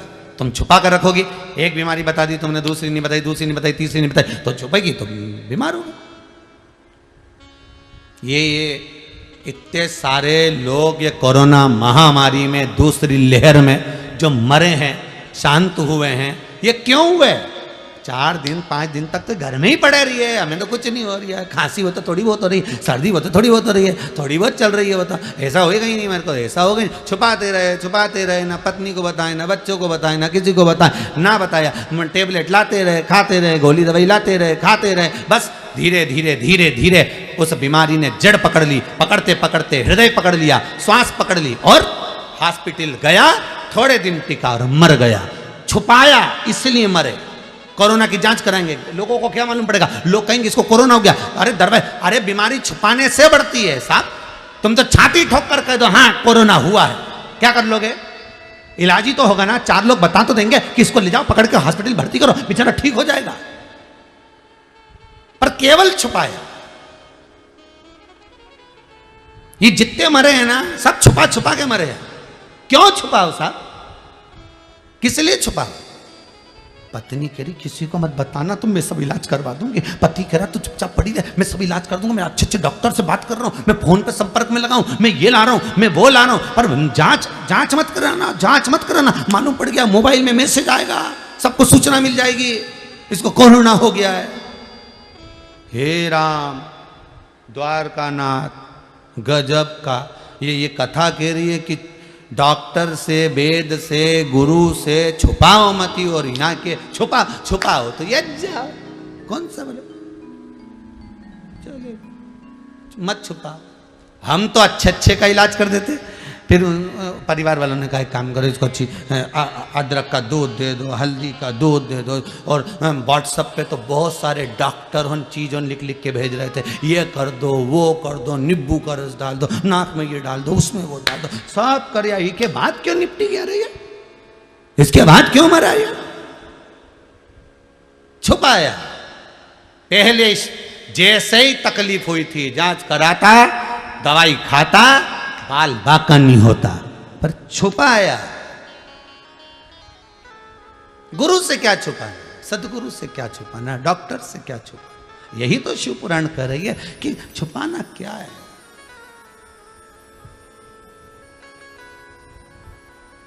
रोग आया है, बताओगे कम होगा। कितना सुंदर कहा है अग्नि पुराण में, अपने दोष भगवान के सामने, गुरु के सामने, माता पिता के सामने, दुनिया के सामने गिना दोगे तो कट जाएगा।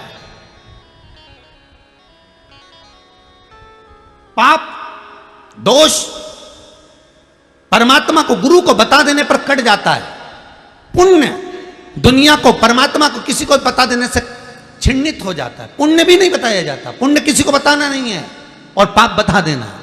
मैंने झूठ बोला है साहब, आज मैंने छल करा है साहब आपके साथ में, मैंने आपके 200 रुपये ज़्यादा ले लिए, मैंने आपके 100 रुपये ज़्यादा ले लिया, या आप वापिस ले लिए। मैंने छल करा है साहब आपके साथ, बता दिया, पाप कट गया, दुख कट गया। आपको भी नहीं छलेगा, वो भी नहीं छलेगा। पर हम अपने दोष नहीं बताते, हम अपना भाग बताते। मैंने तुम्हारे लिए ऐसा करा, मैंने तुमको ऐसा करा, मैंने तुम्हारे लिए ये किया, मैंने तुमको ये कर दिया। हमने अपना भाग गिनाया, अच्छा गिनाया, पर दोष कहां गिनाया।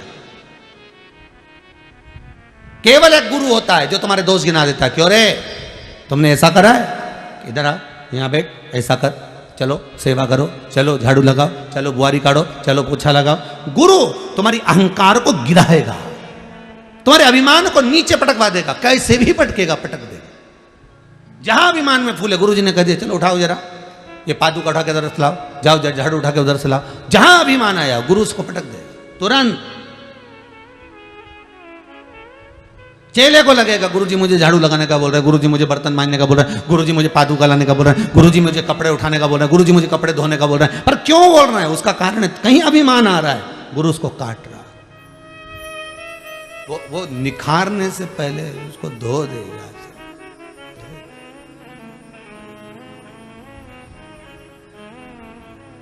निखारना है उसको। कितना सुंदर लिखा है अग्नि पुराण में, स्वयं व्यक्ति 7 जन्म भी ले ले तो भी अपने दोष निकाल नहीं सकता। कितने जन्म, जितने टीवी के सामने बैठे हो आस्था चैनल पर, 7 जन्म भी ले ले, अग्नि पुराण कहती है, तो भी व्यक्ति अपने दोष नहीं निकाल सकता। 7 जन्म भी ले ले तो दोष नहीं निकाल सकता। शिव पुराण, अग्नि पुराण, लिंग पुराण कहती है, नर्मदा पुराण कहती है, व्यक्ति केवल एक है और वो है गुरु। 7 जन्म नहीं लेने देता किसी को, दोष निकाल कर सामने रख देता है कि तेरी ये गलती है, तूने ये किया है, तू ये कर चुका है, अब तू सॉरी कह ले, अब तू संबोधन में क्षमा मांग ले। बस गुरु ने निकाल कर रख दिया। गुरु 7 जन्म भी नहीं लेना हमको। 7 जन्म तक अग्नि पुराण कहती है कि 7 जन्म ले ले तो दोष नहीं निकाल सकता मनुष्य अपने, पर गुरु एक ऐसा, वो दोष निकाल कर सकता। देवराज शिव मंदिर में बैठा है, शंकर के मंदिर में बैठकर भी कानों को बंद कर लेता है। कथा में रस तत्व नहीं आता उसको, कथा नहीं सुनता, वो श्रवण नहीं कर पाता। एक अमृत की अनुभूति है गुरु चरण में। जैसे जिद करने वाले व्यक्ति का एक ही इलाज है, बेलपत्री के वृक्ष के नीचे जौ के आटे का चौमुखी दिया, सरसों का तेल डालकर, उसमें काली तिल डालकर, उसमें एक सफेद फूल डालकर, बेलपत्री के वृक्ष के नीचे जैसे एक चौमुखी दिए को, जौ के आटे के दिए को लगा दिया जाता है। जो व्यक्ति चिड़चिड़ करता है, जो व्यक्ति क्रोध करता है, जो व्यक्ति अपशब्द बोलता है, आड़ा टेढ़ा बोलता है, ताने देता है, ईर्ष्या रखता है, घर में चिड़चिड़ करे, पूरे घर को अस्त व्यस्त कर कर रखा, उस व्यक्ति का नाम और गोत्र बोलकर मात्र किसी भी महीने की शिवरात्रि पर, हर महीने शिवरात्रि आती, किसी भी महीने की शिवरात्रि पर एक दिया लगा दिया जाए, व्यक्ति अपशब्द कहना बंद कर देता है, उसका प्रेम प्रबल हो जाता है, उसकी ईर्ष्या समाप्त हो जाती है, उसकी नफरत समाप्त हो जाती है, ईर्ष्या नफरत समाप्त हो जाती। उसी तरह जैसे बेलपत्री के वृक्ष के नीचे जौ के आटे का दिया लगाने पर नफरत समाप्त होती है, ईर्ष्या समाप्त होती है, उसी तरह शंकर का ये शिव महापुराण की कथा कहती है कि गुरु के चरणों में जाने पर जीव का अहंकार, काम, लोभ, आसक्ति, वृष्णा, तृष्णा सब समाप्त। रुक्मणी तू रो रही है क्यों? मैं बता नहीं सकती। आप राजगुरु हो, आप राजगुरु हो, और राजगुरु के सामने अगर मैं बोलूंगी और कल पिता को या भाई को मालूम पड़ गया तो ओहो रुक्मणी क्या सोचती है, तो क्या विचार करती है, तो मालूम नहीं है रुक्मणी।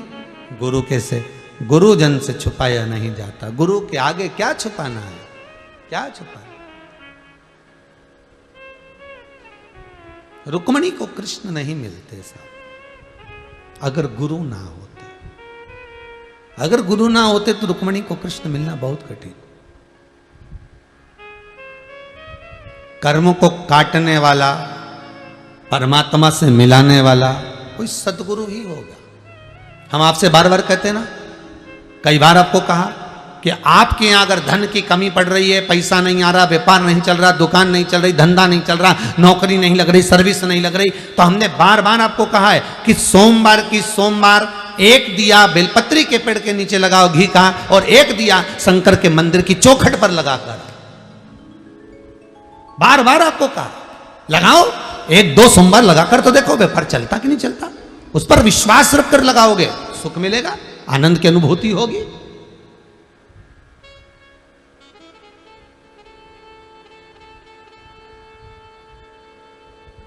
क्यों ना मिलेगा सुख?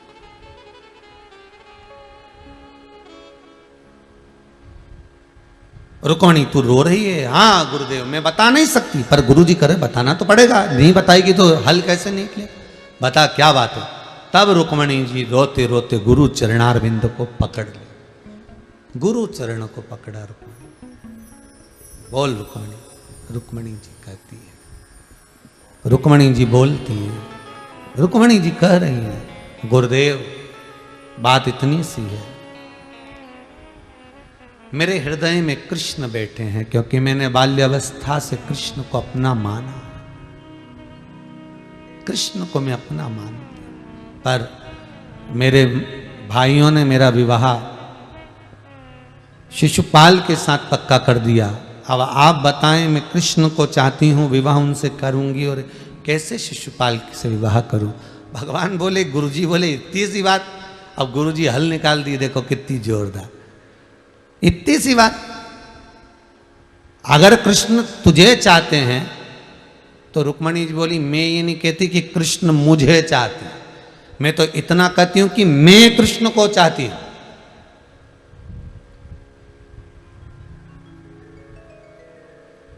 मैं कृष्ण को चाहती हूं।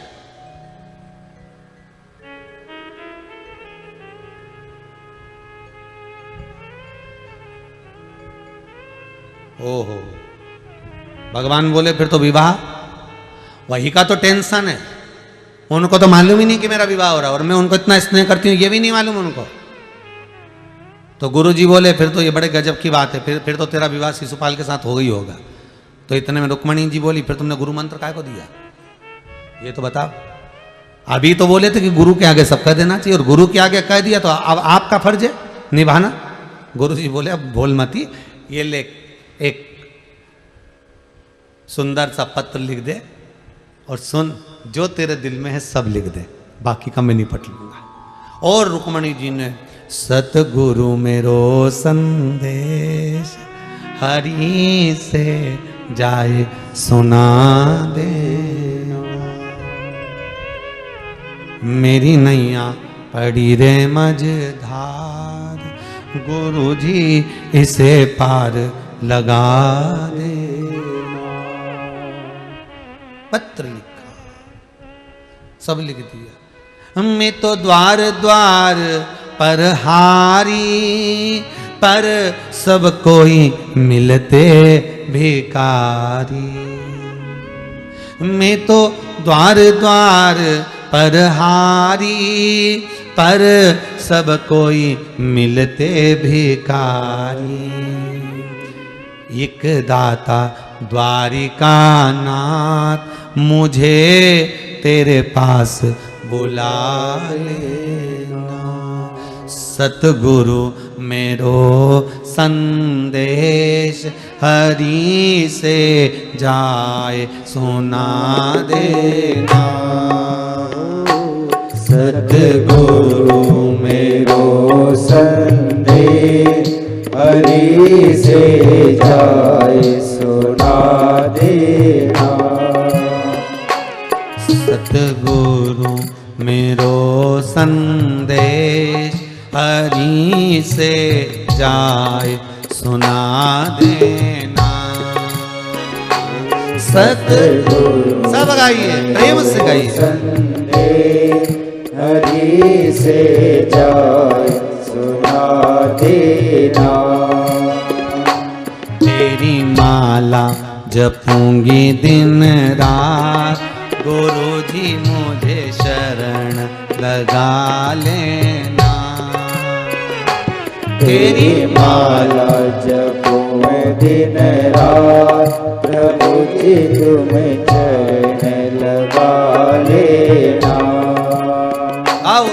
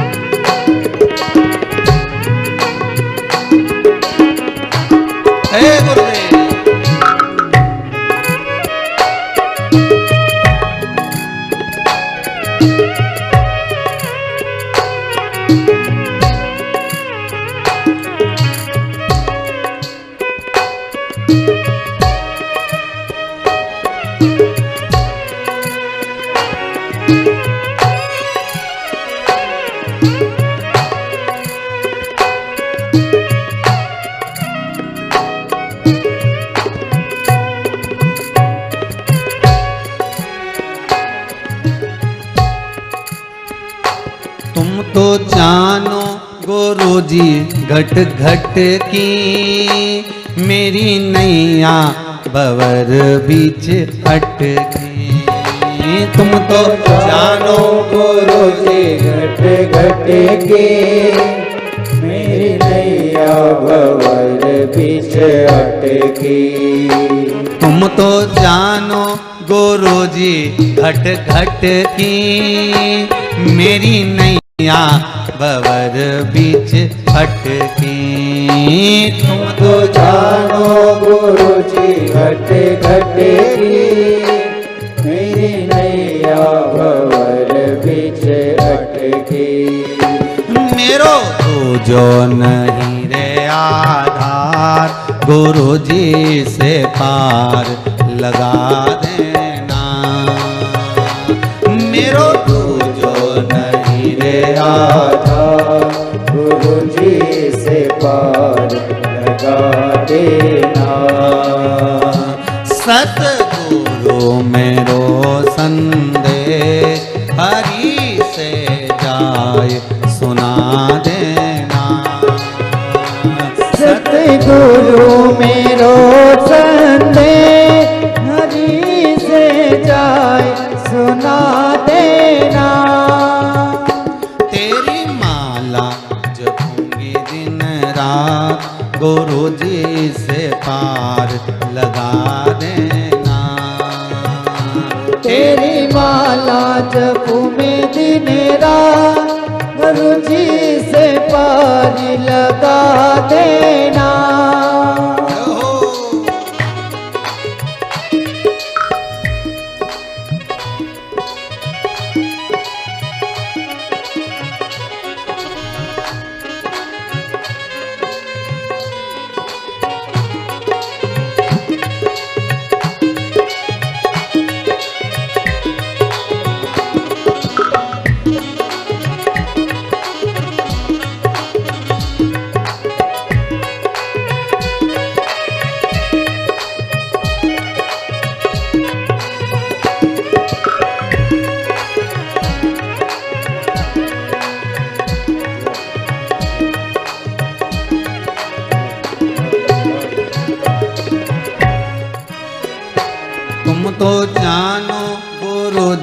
घट घट की मेरी नैया भंवर बीच अटकी।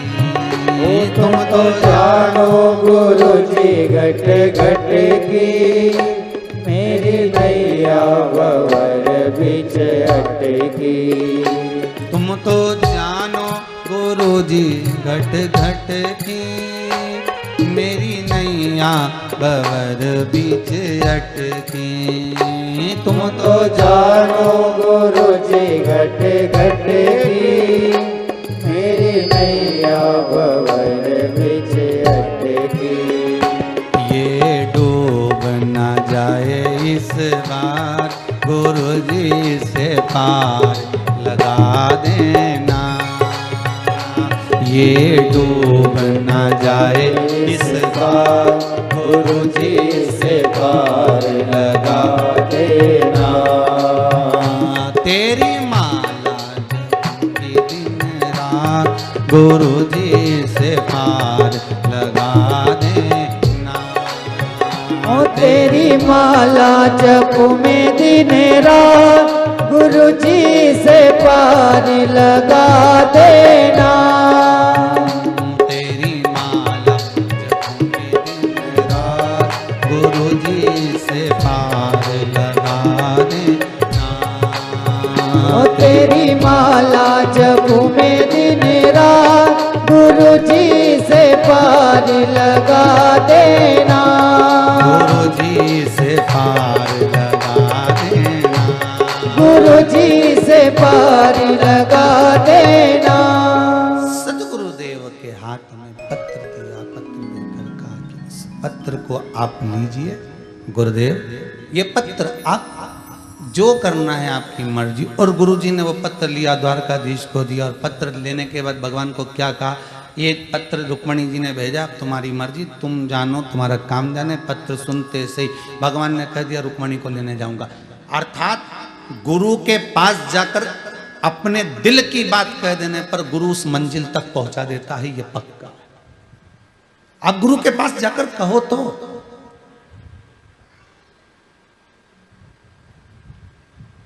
आप गुरु जी के पास में जाकर बोलोगे ही नहीं तो गुरु कौन सी मंजिल तक पहुंचाएगा तुमको? कौन सी मंजिल तक?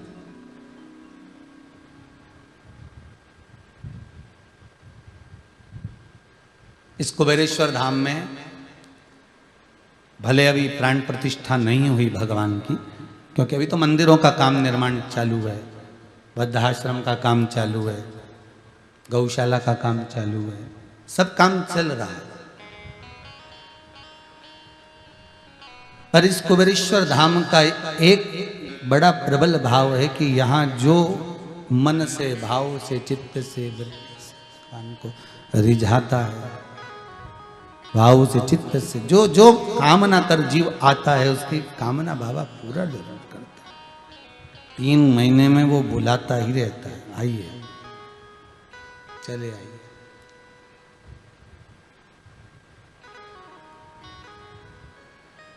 केवल वही है, गुरु से कहो तो।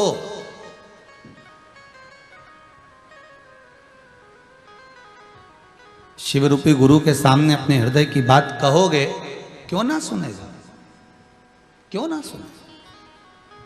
कहा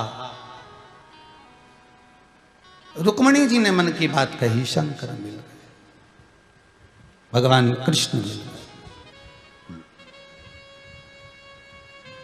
देवराज वंचित रह गया गुरु से मिलने से। शिव महापुराण में चित्त नहीं लगा, मन नहीं लगा, आया कहीं बैठा बेलपत्री के वृक्ष की छांव में प्राणों को त्याग दिया, देवलोक को, शंकर के धाम को चला गया। केवल बेलपत्री के वृक्ष की छाया भी व्यक्ति को जीवन का सुख प्रदान कर देती। कई बार एक बार संशय आता है, हम कई बार बोलते हैं कि बेलपत्री के पेड़ के नीचे दिया लगाओ, बोलते हैं कि नहीं बोलते? पर घर के लोग इतने चतुर हैं कि बेलपत्री का पौधा घर में रख लिया, उसी के नीचे दिया लगाते हैं। शिव महापुराण की कथा कहती है कि बेलपत्री के पेड़ के नीचे दिया लगाओ।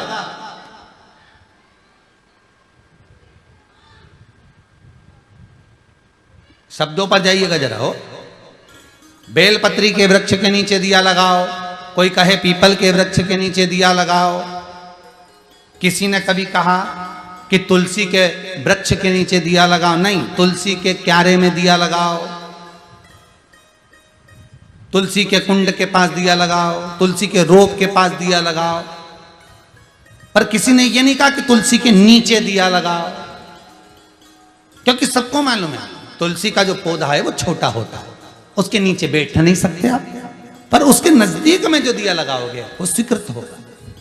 पर बेलपत्री के वृक्ष के नीचे दिया लगाओ, मतलब बेलपत्री का वृक्ष इतना बड़ा होना चाहिए कि जब आप दिया लगाने बैठो तो उसकी छत्र छाया आपके मस्तक पर होना चाहिए, उसकी कृपा आप पर होना चाहिए, तो वो फल देगा।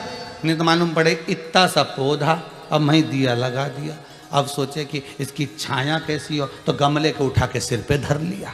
अब ये चित्तवृत्ति आपकी हो सकती।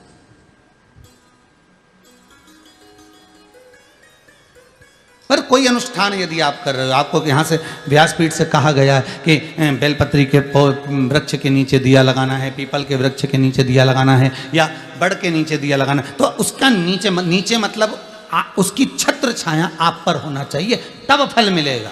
हो नहीं तो तुम बहुत बड़े बड़े होशियार हो रहे, पक्का बेलपत्री का पौधा लगा लिया घर के कुंडे में, मैं दिया लगा देती, हम तो रोज लगा, फिर भी हमारी कामना पूरी नहीं हो रही, फिर भी भगवान हमारा नहीं सुन रहा। भगवान के तेरे बराबर आलसी कौन होगा? पहले पौधा बड़ा कर, उसकी छत्र छाया में बैठ, और नहीं है तो कहीं दूसरी जगह पौधा लगा उसके नीचे बैठ, वृक्ष के नीचे, उसकी छांव हमारे ऊपर पड़ना चाहिए, उसकी छांव पड़ना चाहिए।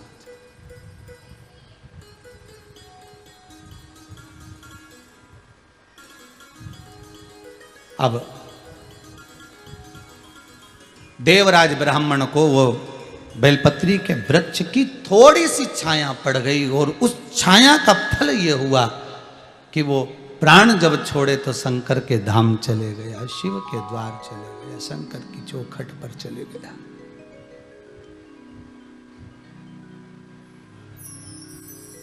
सुख का भान हो गया, आनंद स्थापित हो गया। कितनी प्रसन्नता की बात है। 2 जून से चालू है बेलपत्र महोत्सव चल रहा है, 25 जुलाई तक चलेगा, सावन का प्रथम दिन तक। लाखों वृक्ष, लाखों करोड़ों वृक्ष पूरे भारत की भूमि पर ही क्या, देश में ही क्या, विदेश में भी आप लोगों ने लगाए, उसके फोटो लगातार आप आस्था चैनल के माध्यम से देख रहे हैं।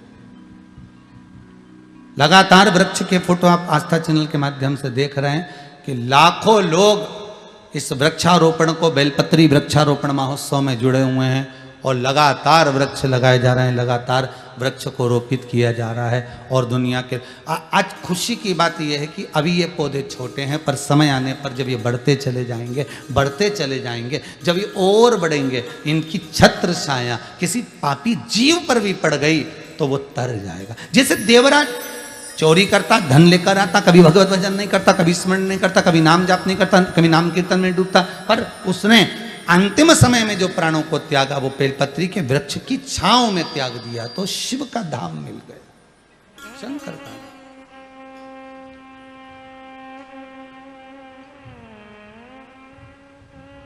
प्राप्त हुआ शिव धाम, प्राप्त हुआ शंकर का धाम। देवराज गया, एक बिंदुक नाम का ब्राह्मण धन लाकर अपनी पत्नी को देता था। पत्नी और धर्म पत्नी दोनों में अंतर है। पत्नी पतन के रास्ते पर ले जाती है, धर्म पत्नी धर्म के पथ पर लेकर जाती है।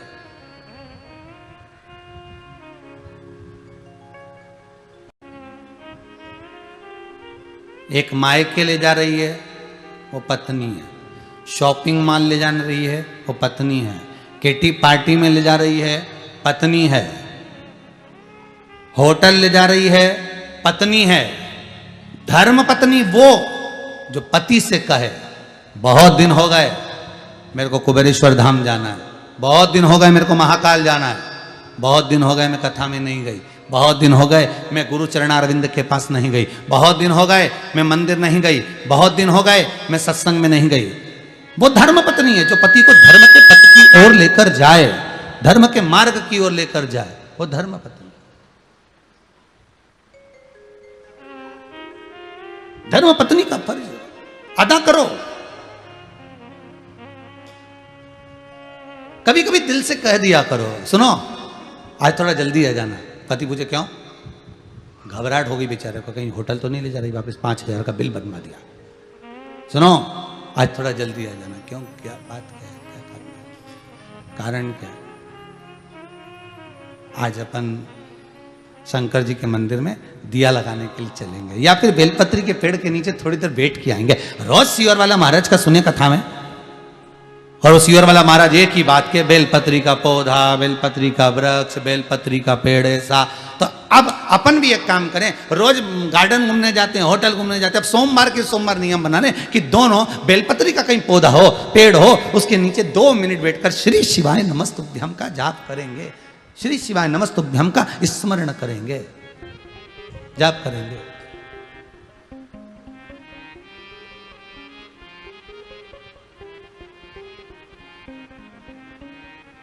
चलो बस दिल से निकले जाओ, दिल से।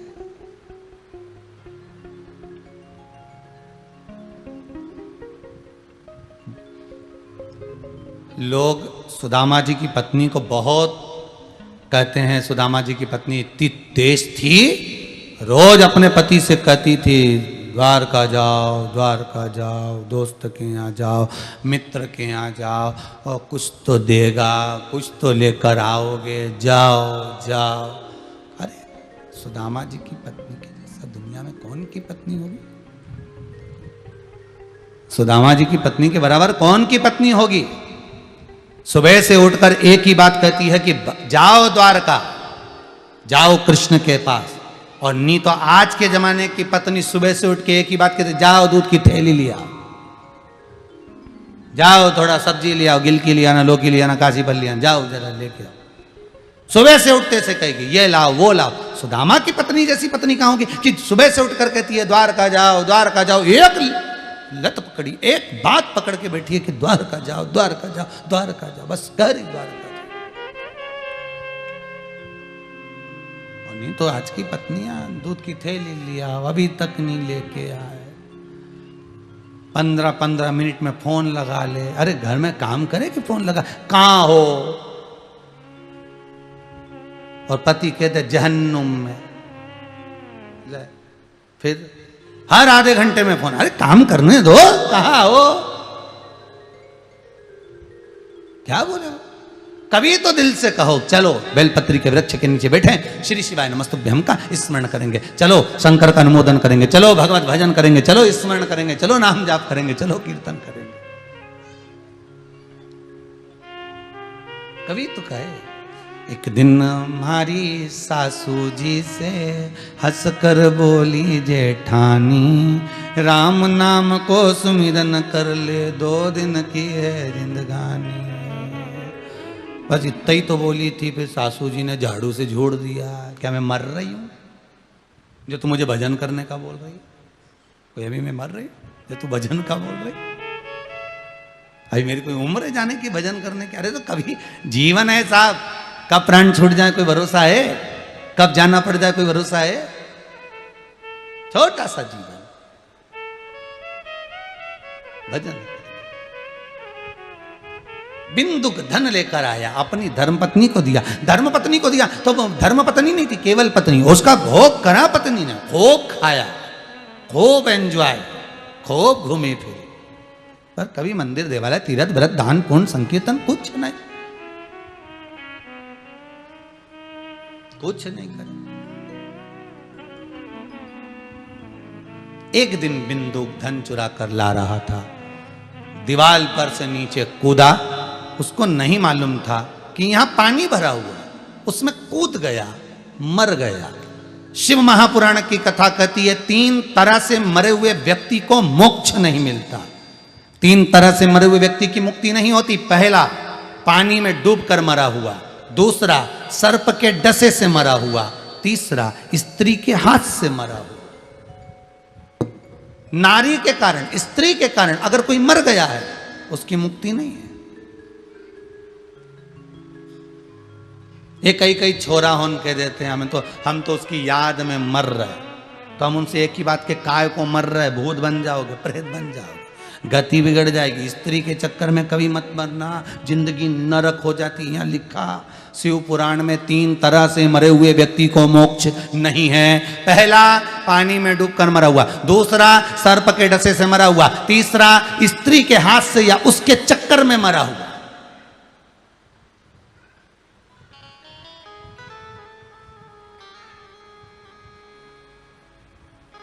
पतियों से निवेदन है, पत्नी कितना भी दुख दे पर मत मरना। क्यों मरे, प्राण क्यों छोड़े? तकलीफ में आ गए, दुख में आ गए, कष्ट में आ गए, हम तो घबरा गए, मर जाए तो अच्छा, काय मरो। और पत्नियों से भी निवेदन है, मरने का प्लान चेंज करो, काय को मरे। हम तो बड़े दुखी हो गए गुरुजी, हमारे तो प्राण छूट जाए तो बड़ा अच्छा। अरे मरो मरो सब कोई कहे, मर के देखो कोई, मरो तो ऐसा मरो कि फिर संसार सागर में जन्म ना हो। मरने मर गए, हम तो मर गए। अब मर भी जाओगे तो भैया काम तो पूरा करना पड़ेगा। जैसे तुम्हारी 8 बजे से ड्यूटी है रात को 8 बजे तक, नौकरी पर अगर जा रहे हो, सर्विस पर जा रहे हो, अगर ड्यूटी पूरी नहीं करोगे तो कोई तुम्हें रखेगा नहीं रखेगा। अगर आज नहीं करोगे तो बाद में करना पड़ेगा, पर ड्यूटी तो निभाना पड़ेगी। उसी तरह परमात्मा ने जन्म दिया है कर्म का भोग भोगने के लिए। अगर नहीं भोगोगे और जरा सा दुख आया और मर भी गए तो फिर जन्म लेना पड़ेगा, फिर भोगना पड़ेगा, फिर जन्म, पुनरअपि जननम पुनरअपि मरणम। जगतगुरु शंकराचार्य जी कहते हैं फिर जन्मो, फिर मरो, फिर जन्मे, फिर मरे। तो ये कब तक करोगे? इसलिए पूरी ड्यूटी करके जाओ। कोई कितई कष्ट आ जाए, कर्जा बढ़ जाए, बीमारी आ जाए, दुख आ जाए, तकलीफ आ जाए, कभी मत सोचना कि हमें मरना। हम तो पूरी ड्यूटी करके जाएंगे, जब वो लेने आएगा तभी जाएंगे, नहीं तो हम तो पड़े सब जा नहीं जाए।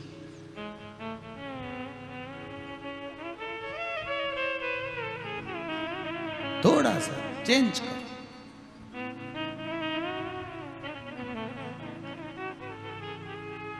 चित्तवृत्ति लगाइए भगवान। बिंदु प्रेत योनि में पड़ गया, गति नहीं, सुधरी नहीं गति, प्रेत योनि में पड़ गया। पत्नी चंचुला को मालूम पड़ा कि मेरा पति प्रेत योनि में चला गया है, उसकी गति नहीं हो रही है, गति का सुख नहीं है उसका।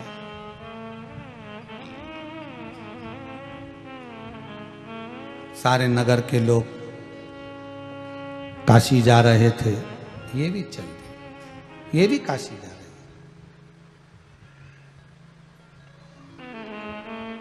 और काशी जैसी पहुंची है, कभी जिंदगी में तो काशी गई नहीं थी, आज पहली बार तो काशी गई है, अभिमुक्त नगरी में पहुंची है, मोक्ष नगरी में पहुंची है। काशी अभिमुक्त नगरी है, मोक्ष नगरी जिसमें वो पहुंची है। और उसमें पहुंचने के बाद उसका जो मन था, गई थी केवल खरीदारी करने के लिए, शॉपिंग करने के लिए, क्या अब गांव के लोग जा रहे हैं तो मैं भी चली जाती हूँ, पर मन उसका लग गया भगवान की उस नगरी में। कहीं शिव महापुराण की कथा हो रही थी और उस शिव पुराण की कथा में जाकर वो थोड़ी देर के लिए बैठ गए, मात्र 2 क्षण के लिए, मात्र कुछ देर के लिए।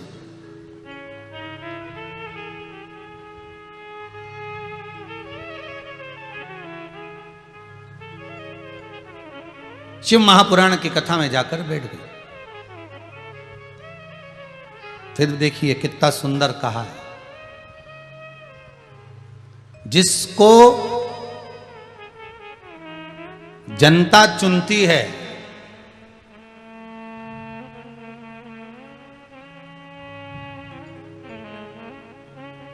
जिसको आप चुनते हो, वो संसद में जाकर बैठता है, और जिसको मेरा देव अधिदेव महादेव चुनता है वो सत्संग में जाकर बैठता है। दोनों के बैठने की जगह अलग अलग है।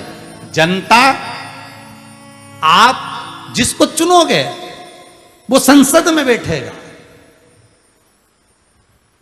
और जिसको देव अधिदेव महादेव चुनता है, मेरा शंभु, मेरा त्रिकालदर्शी, मेरा कैलाशी अविनाशी शंकर चुनता है, वही शिव महापुराण में जाकर बैठता है, वही बैठता है। कितना सुंदर कहा है।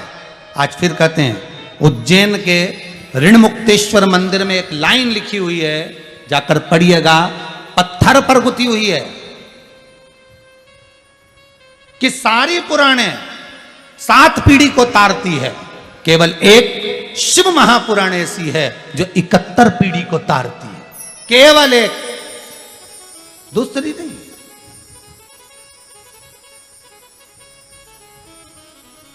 गर्भ में कोई बच्चा मर गया, गर्भस्थ है, सबसे ज्यादा गति उसी की खराब है, क्योंकि वो कुंवारी अवस्था में मर गया, बिना शादी के मर गया।